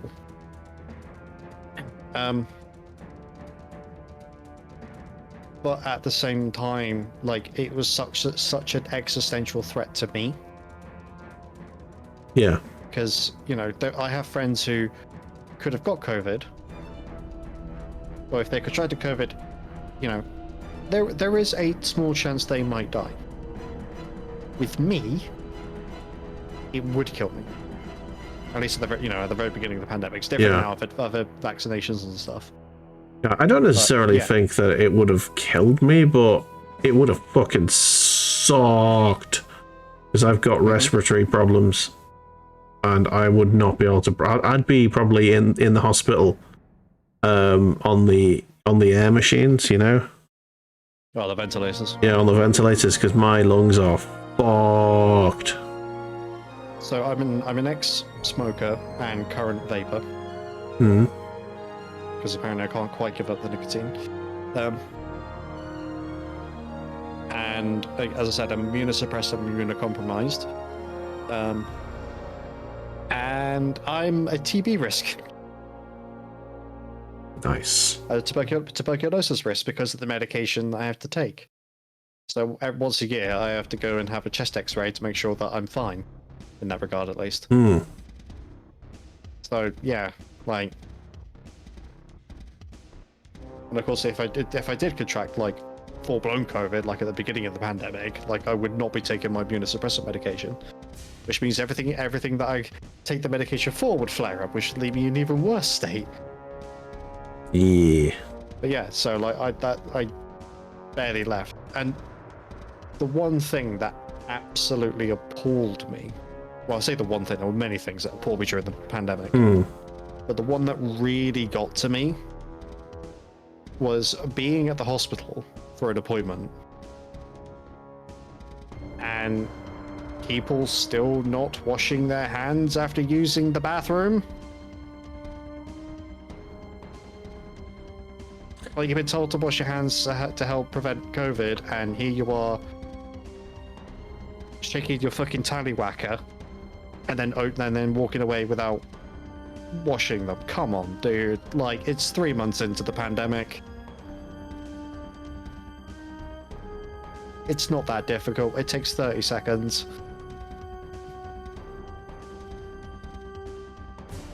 Yeah, Not no. blaming you specifically, but you get what I mean. Yeah, The 100%. royal you. Maybe it wasn't somebody's birthday when they're at the sink. But yeah. It's just Right. silly. The nacelles are nearly done. I just need some black on them, and they're done. I'll do what you can do, actually. Oh my god. Go over the boots, because the boots are all different colours when they're not supposed to be. Oh dear. When we're ever dry brushing up on it. Let's have some tea.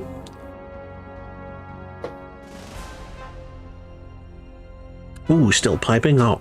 Lovely.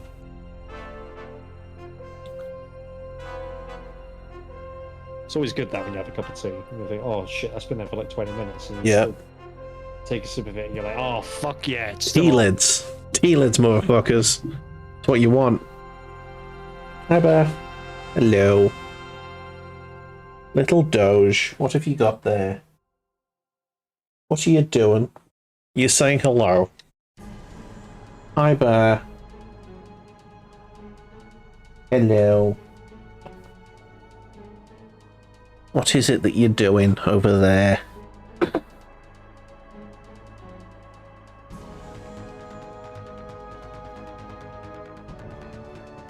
What? Hi. Hello. Hello to the people. Oh. Okay. Well, you're looking under the desk. Have you left your toy under there? Got to go under there. Go on then. Go on then. What? No? No, he just wants attention. Okay, come here then. Come on.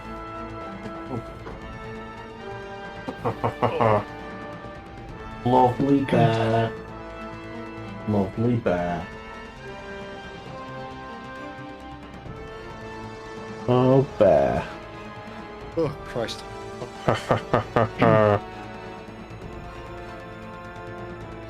I'm just paying my dog some attention. There you go. Ah, hello. Oh, look at you. Have you got a toy? Do you have a toy that I could throw to you? Oh, yes, you do. Oh, he dropped it at me. Yes? Can I have it? Can I have it? Can I have it though? Drop? Good boy. Whoop. There he goes. Right. Back to the painting. Oh, he's dropped it again at me. I think this is what he wanted. This is all he wanted. He just wants me to throw his toys for him. I mean, what dog does? Yeah. Very true. Oh no, there's a hole in it. There's a hole in it. Oh, are you gonna? Oh no. Are you gonna rip this in half? It's lasted about a week, maybe. Yeah. Hopefully he doesn't rip it in half, because the toy's been good so far.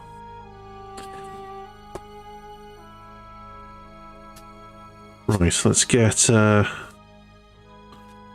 little blob of silver. Not silver. Gold. There you go.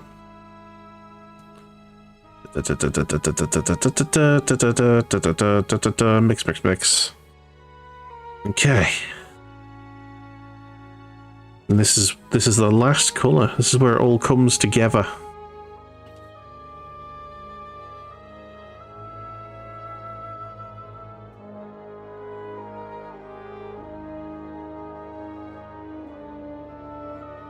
Apparently MechWarrior 4's OST was extremely orchestral in nature. Yeah. Yeah.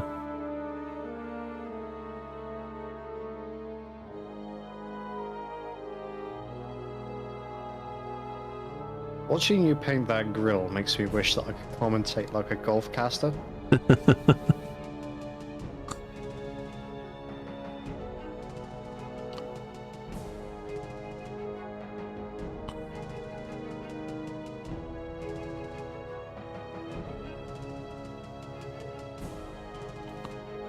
Okay, there we go.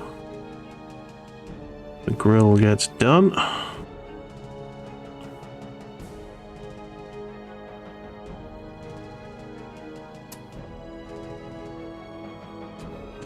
Oh, Bear just knocked me. You trying to ruin my my painting, Bear? What were you doing?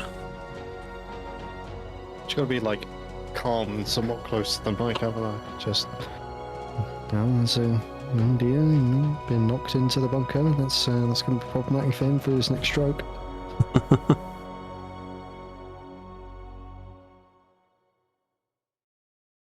Lining up his next shot.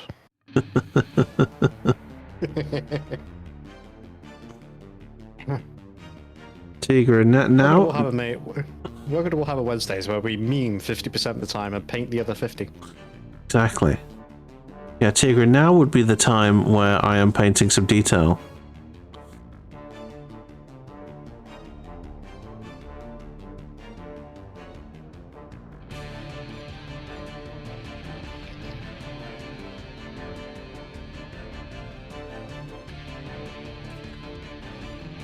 Okay. Oh, excuse me. Your excuse, sir.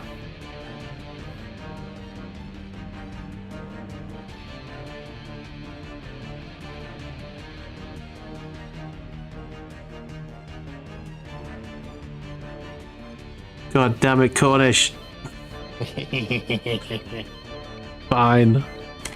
Put the googly eyes on. Not that anyone will be able to see, but the googly eyes are going on.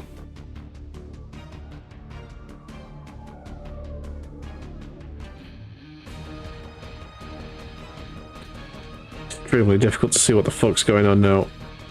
I know that's the point.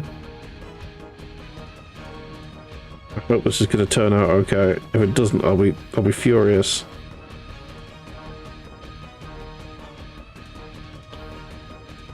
We really are scraping the bottom of the barrel when it comes to content today, aren't we now? I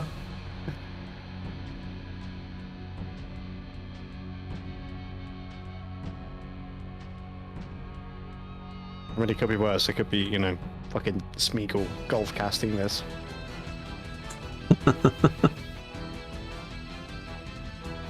And there we go, Precious, lining up for his next stroke.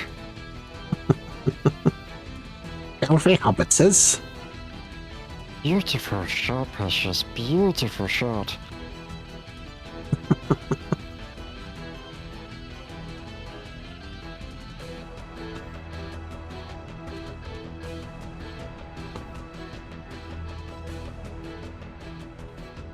Oh, some sneaky hobbitses has redeemed the googly eyes shades. Let's see how he overcomes this bunker.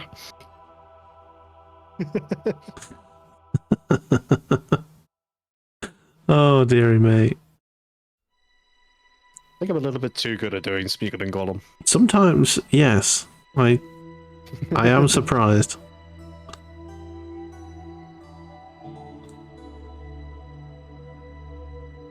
I've always wanted to meet Andy Serkis and see how he feels about it, but I should imagine he's had so many people come Oh, up to him and 100%. 100%. I wouldn't want to inflict that on him again. Oh, he gets that every fucking place he goes. You just know it. Yeah. I did get bored. I had a bit of a manic moment, and I decided to read to myself Mask of the Red Death, but as Gollum. Okay. and yeah, I couldn't really speak for like the next 4 hours because of the strain it took on my throat. I think All that those Andy Circus did it. yeah, that is the sort of thing that you could record and genuinely release online, and people would probably listen to it. I mean, I could, but considering how Andy Circus, I think, again, during COVID, I think, read the whole of the Lord of the Rings and gave everybody voices, I think, like, nothing's going to top that. Yeah, true. Was it Lord of the Rings or was it The Hobbit? One of the two. He wouldn't say The Hobbit, though. He'd say Hobbitses. Yeah.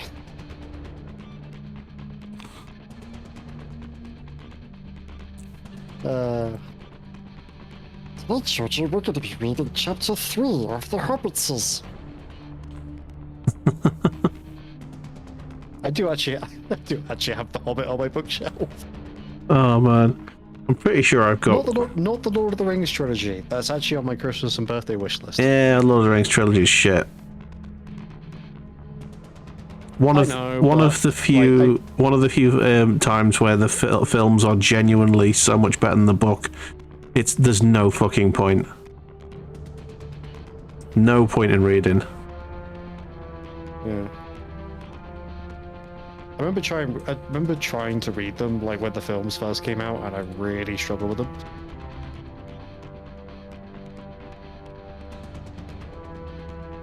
Bad, stinking, filthy hobbitses. Stolen from us. Genevieve 27 and I watch the whole series at least twice a year. Yeah, well, now. I cannot comprehend the lies being told. Mate, the Lord of the Rings books are incomprehensible garbage. The Hobbit is such a superior book.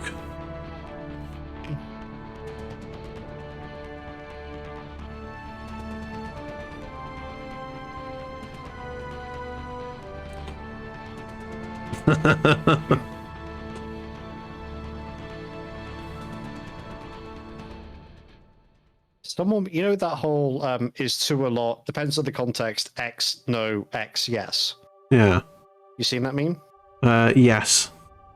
Someone did one of Legolas. It's like, is too a lot. And it's a picture of Legolas being photoshopped above on top of Peter Capaldi's face when he's playing the Doctor. And goes, depends on the context. Orcs I've killed? No. Lines said to Frodo throughout 3 films? Yes. Now you see, I didn't like the Hobbit films for one main reason. Was it the love story? No. No? The dwarves were wrong. They had wrong voices. Northern Irish dwarves are not a thing. Well, you expect the walls to be Scottish? Yes.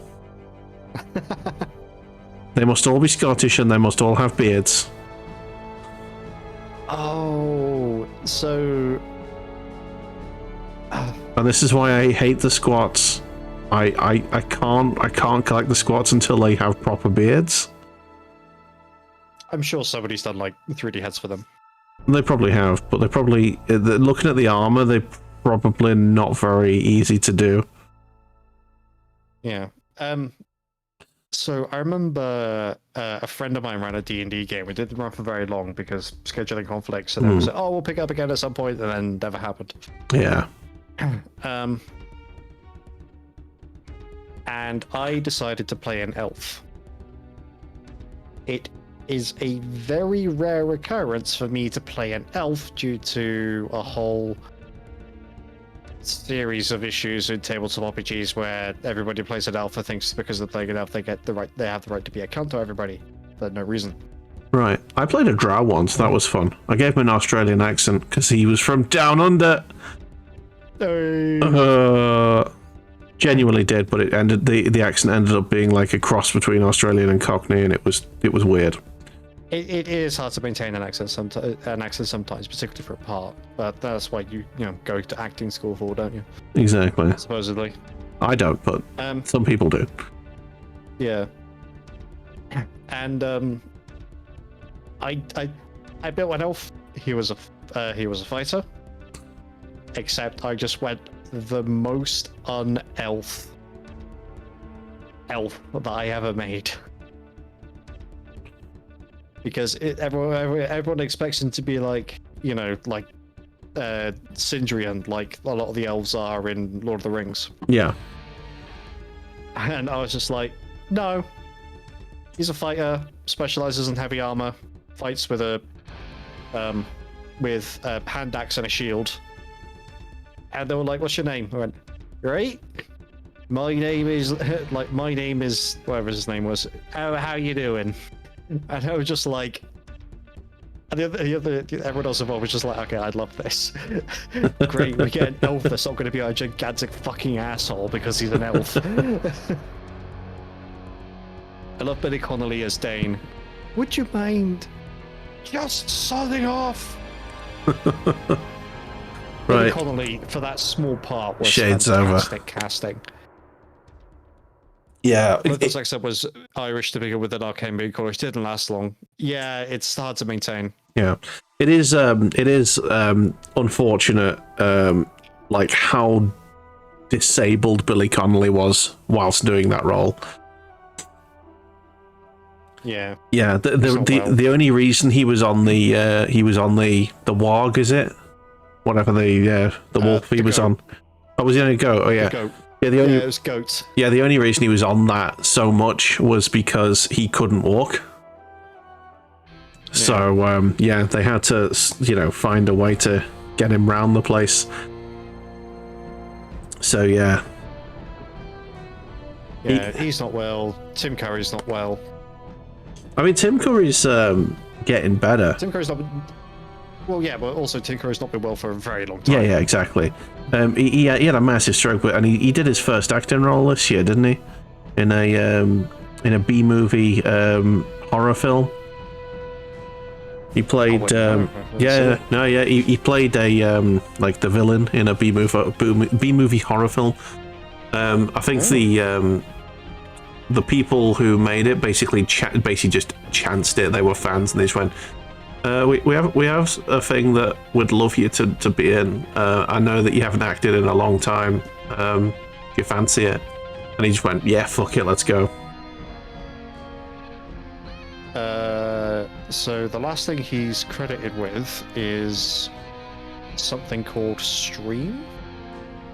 Was that this year or last year?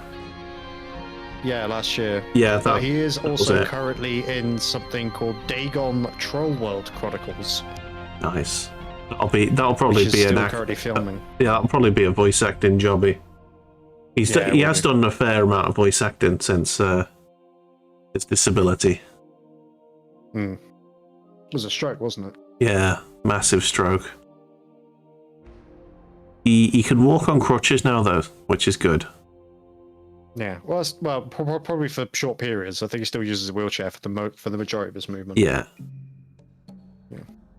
Also, on at least just a quick stream-related thing, I'm not thinking anything at the moment because the last things I got to do for that one rider are incredibly fiddly and annoying. That I don't want to frustrate myself at the end of stream. Okay. Or towards the end of stream. And there's no sense starting another rider because I'm probably going to crank one out tomorrow. Rider, I mean, not, you know, well, probably, but, you know.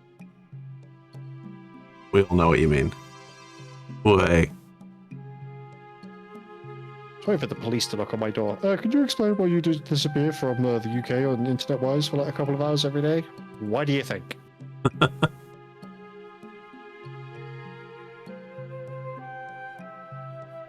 Mate, the police have got bigger things to worry about. Yeah. I also want to point out that I think it's definitely been 5 minutes, so you can take the goggles off if you want to. I have done, don't worry. I took them off a few minutes ago. He's already on it. I police the time on the redeems. Fair enough. Yeah, Fraggle says I'm too aggressive on the policing of them, but I disagree. I remember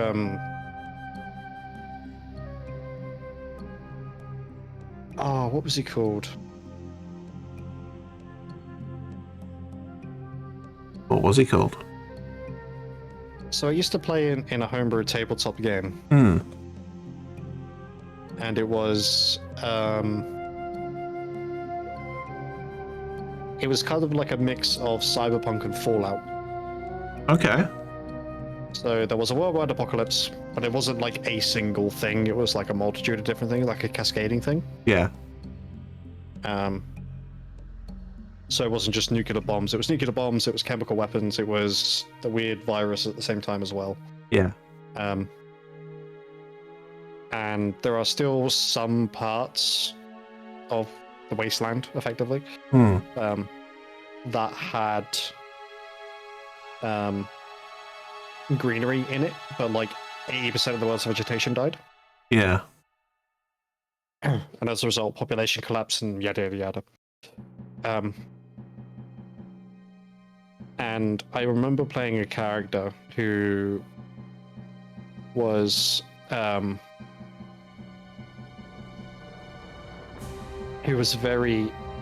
like a second generation Irish immigrant. Okay. Because the premise being that this group of people from Ireland sailed over in like one of those old 2-mile long container ships. Yeah. And they deliberately beached it in this cove and basically just started using that as like a place to live as they went on this like fire and brimstone, like very Catholic sort of crusade basically through this part of the United States. Aye. And he was kicked out for a few reasons which I fail to remember. And he and the whole thing of new campaign, new characters, what do you bring to the table? And we've got like a notice board. We're all gathered in this place to go and do this job. Kind of like mercenaries, basically. Yeah. And they basically turned around and went, "So you've been quiet. What do you offer?" And I'm not going to do the voice because the voice was terrible. Mm. And I went, I bring the 4 Bs. And everyone kind of looks at me like, huh? Bullets, bombs, booze, and body armor. And they're like, oh, okay. Not quite realizing what they meant. And I had like this little like backpack like brewing setup. So I could make my own equivalent of Guinness from whatever the hell was around. Nice. I also realized this was a horrible stereotype, but what are you going to do in 2013?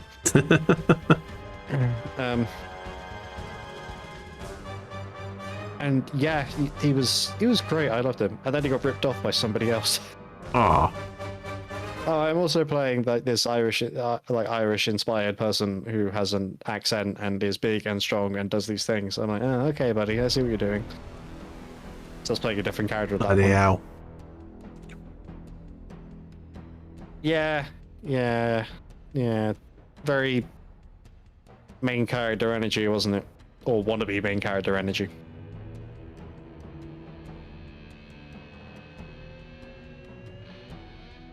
I think my favorite character I ever played in D&D. I got 2. One was a paladin. He was a paladin of Kossuth, the fire primordial, and he just liked to burn things. And he was basically a male sister of battle, just fucking burning things. Just going after demons. That was... Which was never useful or funny, just, hey guys, nobody's looked at me for 5 minutes. Yeah, there was a lot of that, wasn't there? Whether or not he's sort of learned that that can't happen in every game is something to be decided. Or something to be learned, because I haven't spoken to him in fucking years at this point now, so... X'd it out. Yeah, I know. Yeah. So what am I? So I have a character that I bring to D&D games if it's just like if it's a campaign that's already ongoing. Yeah. And I bring in this character, I play him for a couple of sessions, get a feel for what the party may or may not be lacking in, and then I'll go, okay, well, I'm going to retire Doldain, and then I'm going to retire this character and bring in a different one. And I always try to push myself a little bit when it comes to tabletop roleplay. I try new things, basically try essentially different roles. Yeah. If that makes sense. Not roles as in like, oh, healer, tank, DPS, or anything like that, but like, I try to play people as opposed to what they are. Sometimes it goes great, so a lot of the time it goes horribly, but you know, it happens. Yeah. And so yeah, I just played Doldain. It's just this no-nonsense, just sort of doesn't really talk much character, which is Doldain Onyx Blade. And the caption's really fucking... No, Onyx Beard, sorry. Not Onyx Blade. But yeah, fucking captions are struggling with that. Which is hilarious, because the story I have... The backstory I have is that his family are... they work raw gems into usable pieces, basically. Yeah. Like, you know, family's been doing it for generations. He's the only one to sort of buck the trend because he's also the second son. He's not the heir apparent of the family. Okay, so it's basically Elon Musk at the minute so far. Yeah, but you know, he actually goes out and actually, you know, works. Ah, right. Okay, he doesn't just buy other businesses and take credit for them. Okay. Well, it's more like, I mean, as much as you can. I don't know how. Obviously, depending on the setting, depends how long dwarf lifespans are. Yeah. But generally speaking, it's sort of in his rebellious teenage years, where he just goes, "Yeah, I don't want to do gem cutting all my life. I want to go and see what's out there in the world," sort of thing. And he gets to do that through basically being a mercenary. Yes, it's aerial which moment. Is great as an adventurer. Yeah. Which is a great thing to be as an adventurer, because you go to all sorts of places, because you're always traveling to try and find work anyway. You know. Yeah. And it's just there was a moment I joined a campaign and there was 3 very hyperactive players, and I was the only one. I mean, I can have my moments of hyperactivity. Don't get me wrong, but the characters are very energetic, and Doldain just wasn't.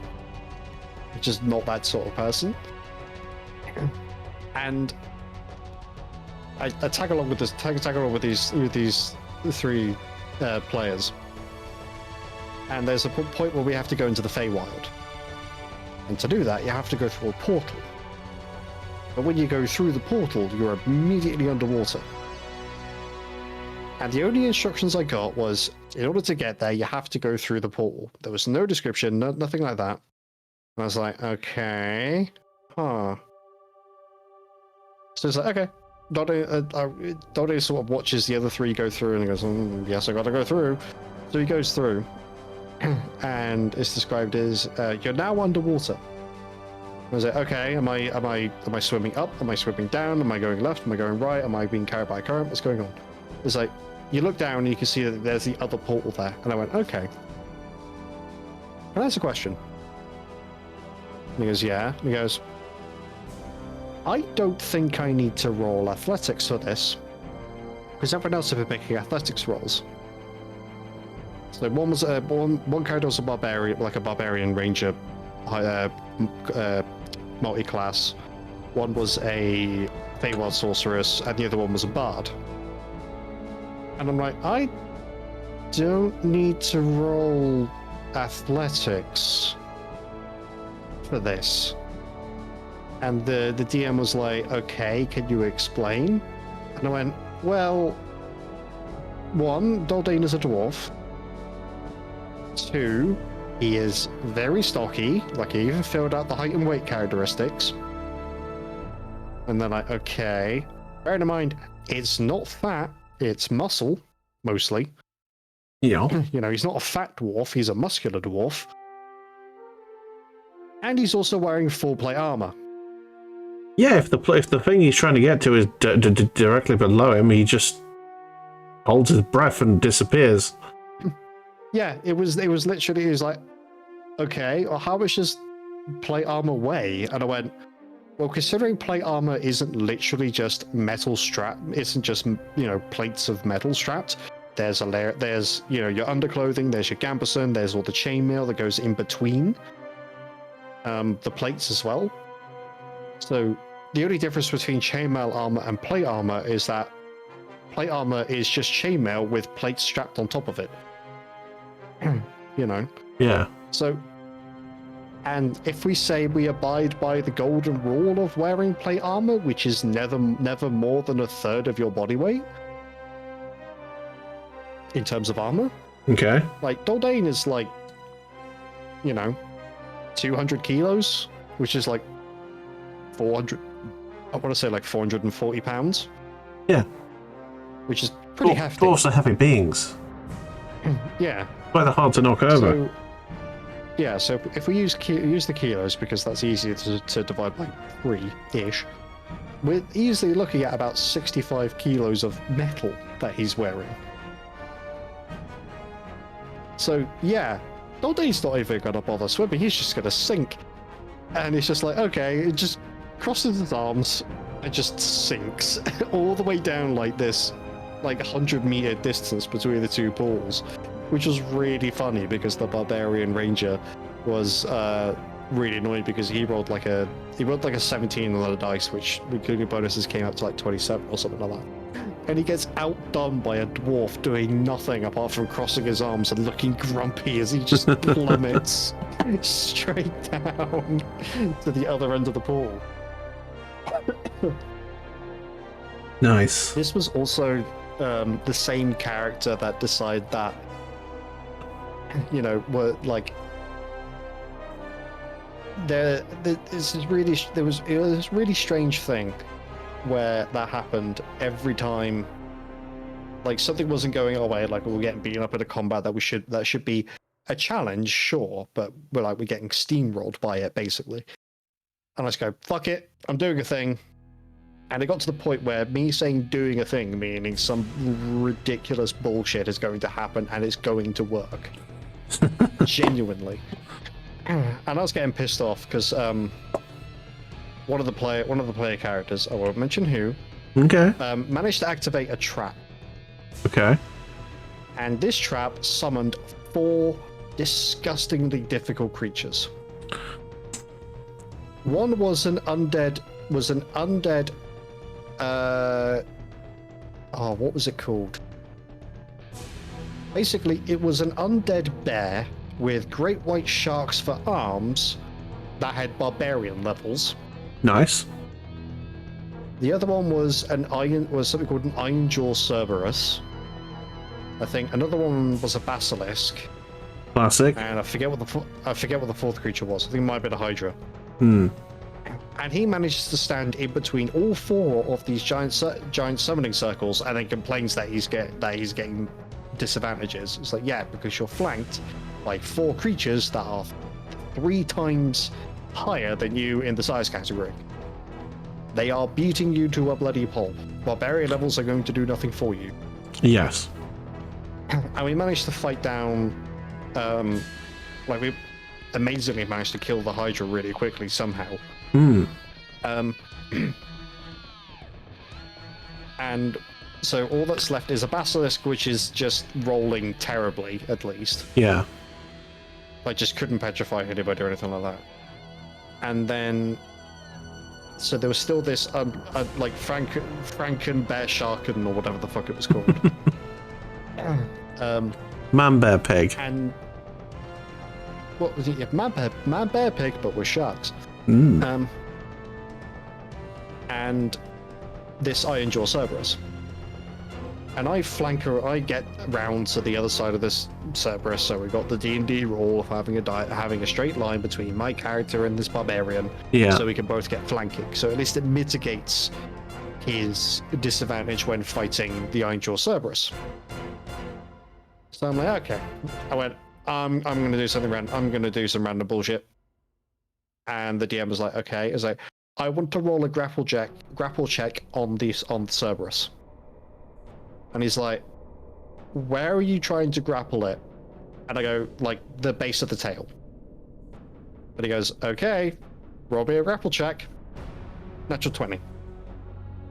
He goes, okay, you have grappled the ideal Cerberus. It now can't move. How many Cool. size categories was he above you?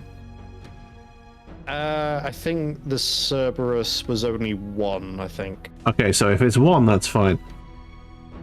Well, maybe 2. But If it's 2, that the rules technically state you cannot attempt to grapple. But go on. I think the DM allowed it because he saw how fucked we were getting. Yeah, fair. Because one player did an idiot thing. Yeah, Um, been there. That's a DM. so I went, okay.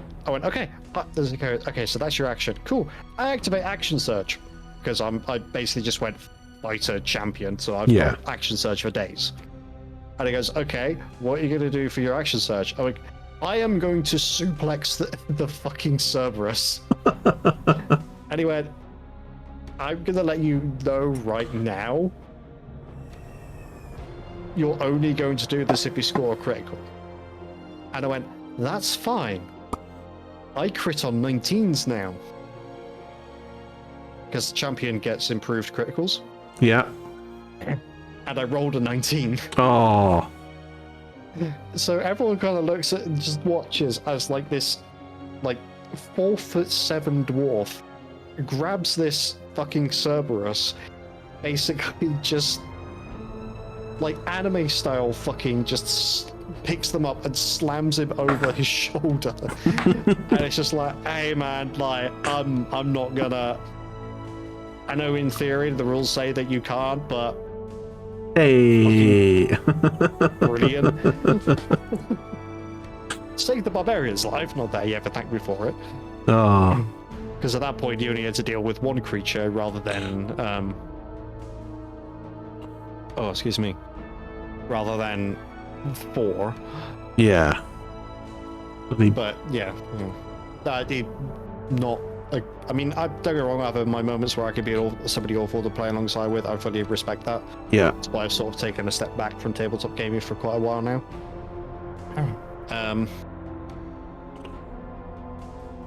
And yeah, it was. I was just like, yeah, no, like brilliant, go for it. Like we love that energy. Yeah. I gave my entire group some like a inspiration just because of the way they interacted with one of the NPCs. Just as a group, they were just having a very, very nice interaction. So I was like, right, well, everyone's getting advantage, getting the thing. Yeah, inspiration for that. That was lovely roleplay. And apparently, they weren't expecting that. I was like, well, you know, you role play well, you get inspiration. There you go. Yeah. Okay, it's not.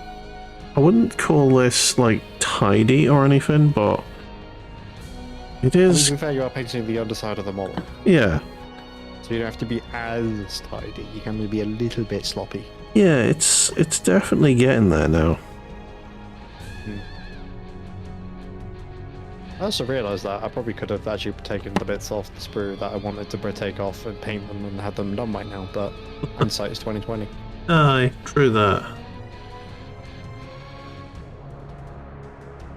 Gonna try and tidy up some of the mess I've made.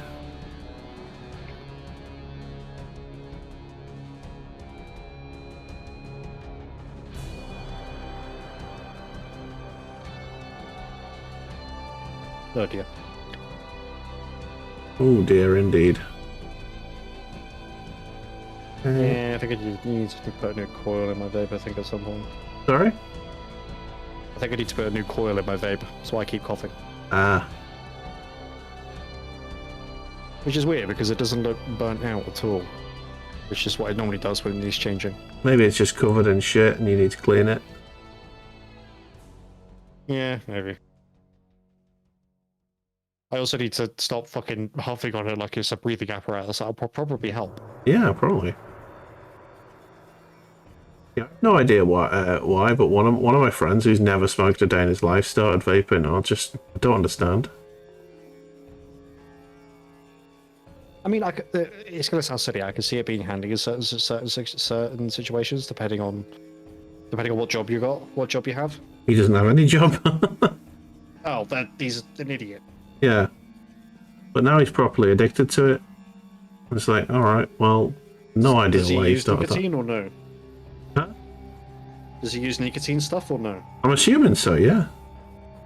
Yeah.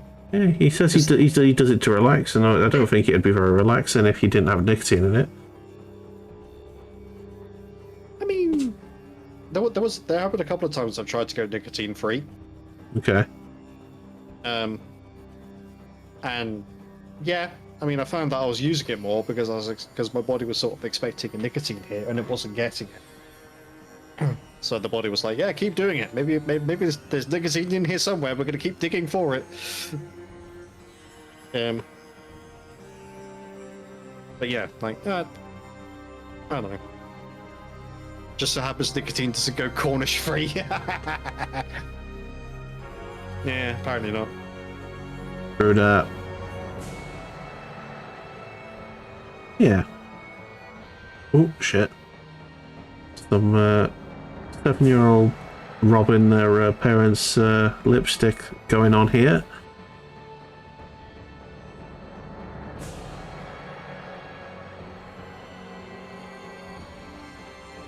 I think that is about as close as I'm going to get to the actual machine being done. I just need to do a little bit.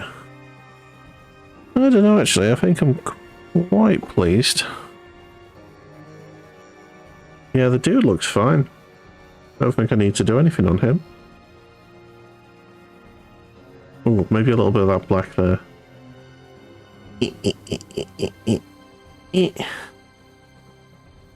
Yeah. Happy with that. I've got a finished model. Hey. Right, I will. Are you finished for the day? I am finished for the day. Okay. In that case, would you like to do the show and tell? Would you like to go first? Show the ladies and gentlemen the things what you have painted.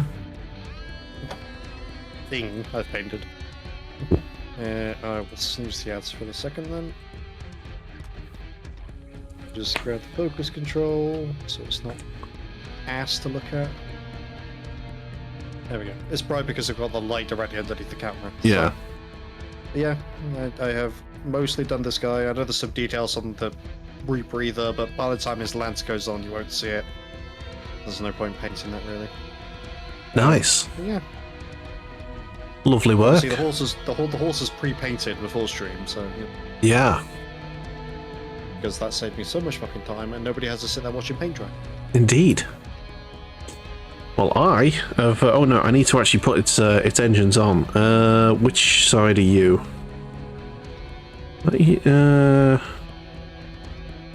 That one? No, it's the wrong way. There you go. I think that's the right way. Hang on, I need the. Shit, I think that's right actually. Yeah, it's fine. Yeah, Sorry. The grill is at the front. Yeah. Well, yeah, the grill's at the front, but I don't know whether I've put the right nacelle on the right thing. I think that's the right way around, isn't it? Yeah, that is. Yeah, cool. So yeah, let me just. Yeah, 'cause if you look at the angle of the hull at the back, Yeah, it you can works. see. Yeah, you can see that the thruster is slightly shorter at the top. Yeah. Oh, I don't need to zoom in that much. Jeez, it's a big thing. There you go. Yeah, there you go. There is a Devilfish.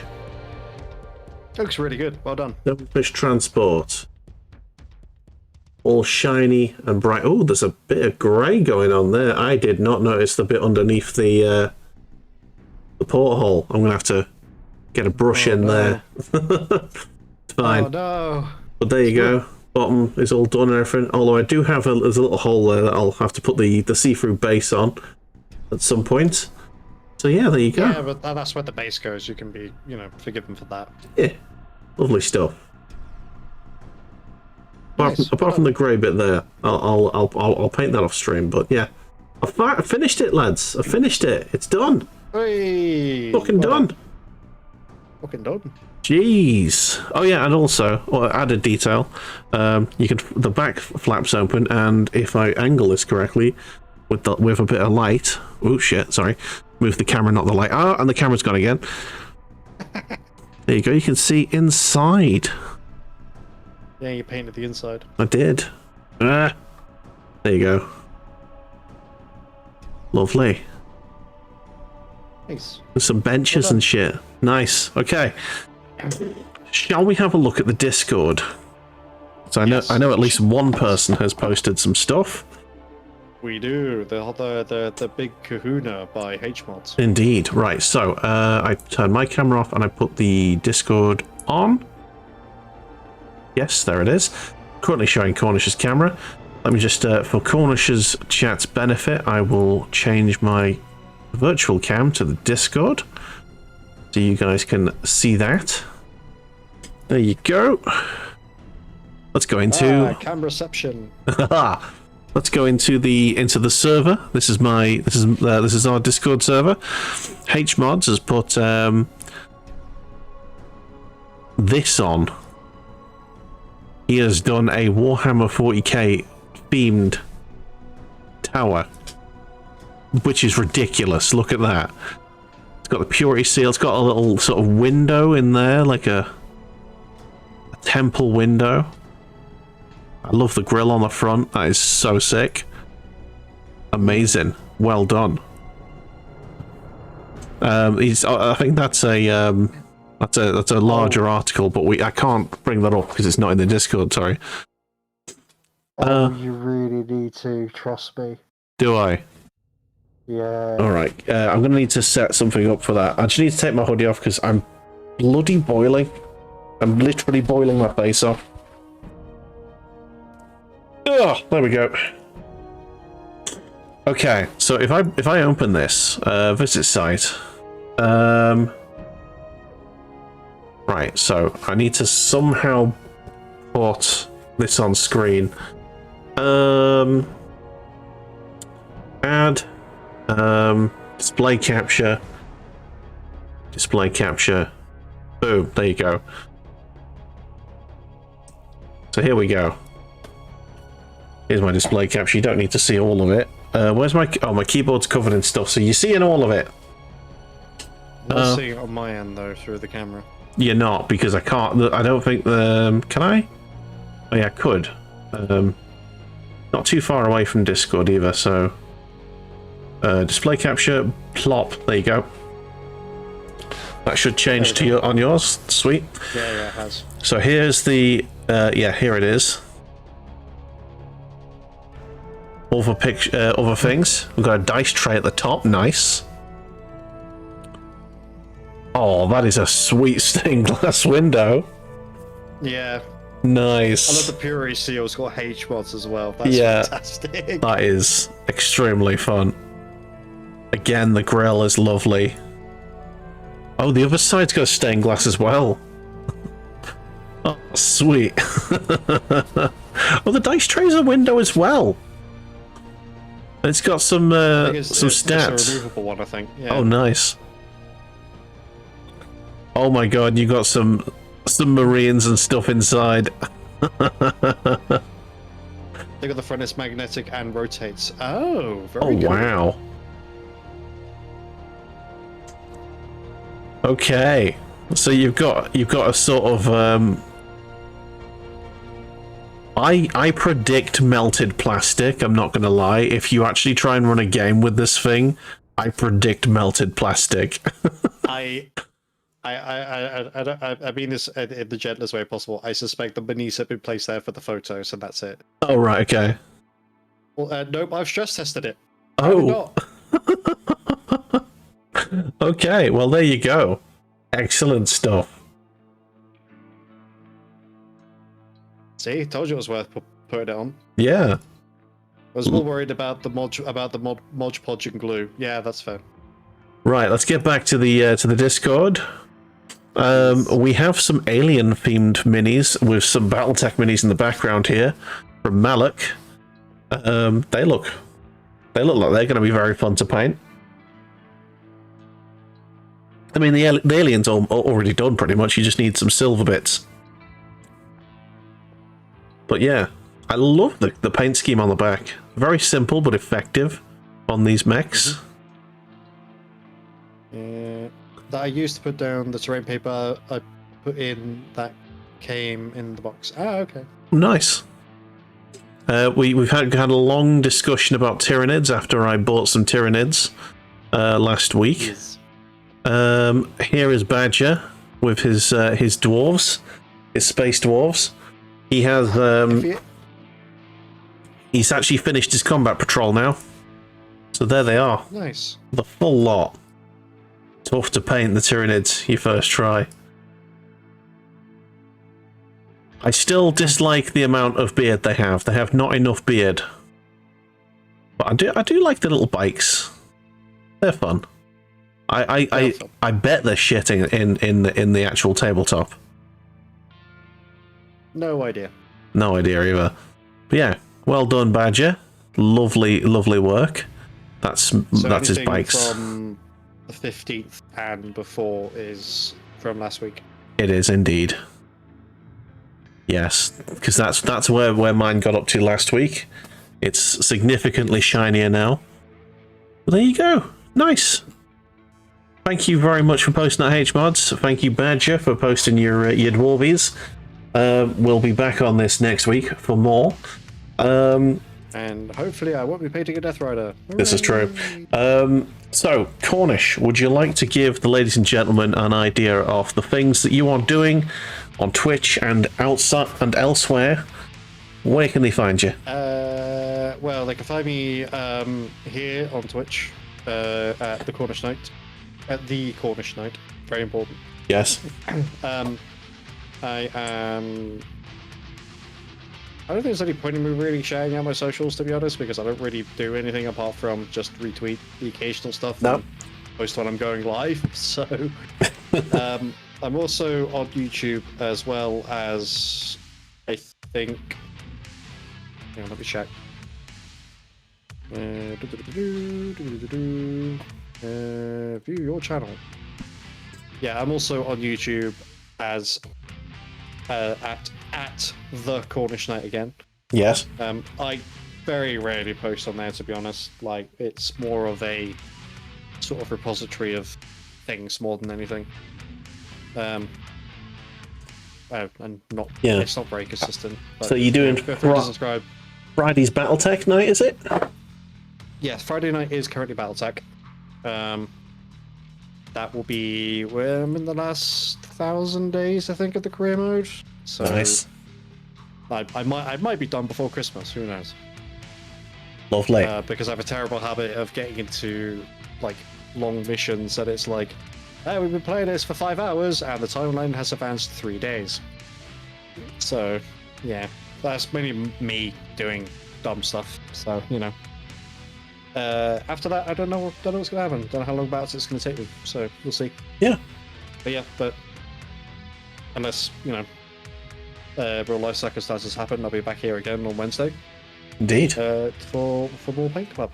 Indeed, and I may be painting Tyranids next week. Ooh. Yeah. So for me, this week I've got tomorrow. We're doing some Satisfactory. I did some building off stream yesterday because I was a bit bored, and I had an idea, and it's beautiful. It's beautiful what I've done. I've done some maths as well, so I'll be doing a lot of building tomorrow. Saturday is going to be The Last of Us Part 1. Sunday it's going to be Cyberpunk, and hopefully this time next week more Warhams. So yeah, thank you very much, Cornish. No worries. It's been a pleasure. It's been a pleasure. Thank you very much. Ta-ra. Ta-ra. And ta-ra to you guys too. Have yourselves a fantastic evening, and we'll see you tomorrow for some Satisfactory. Ta-ra.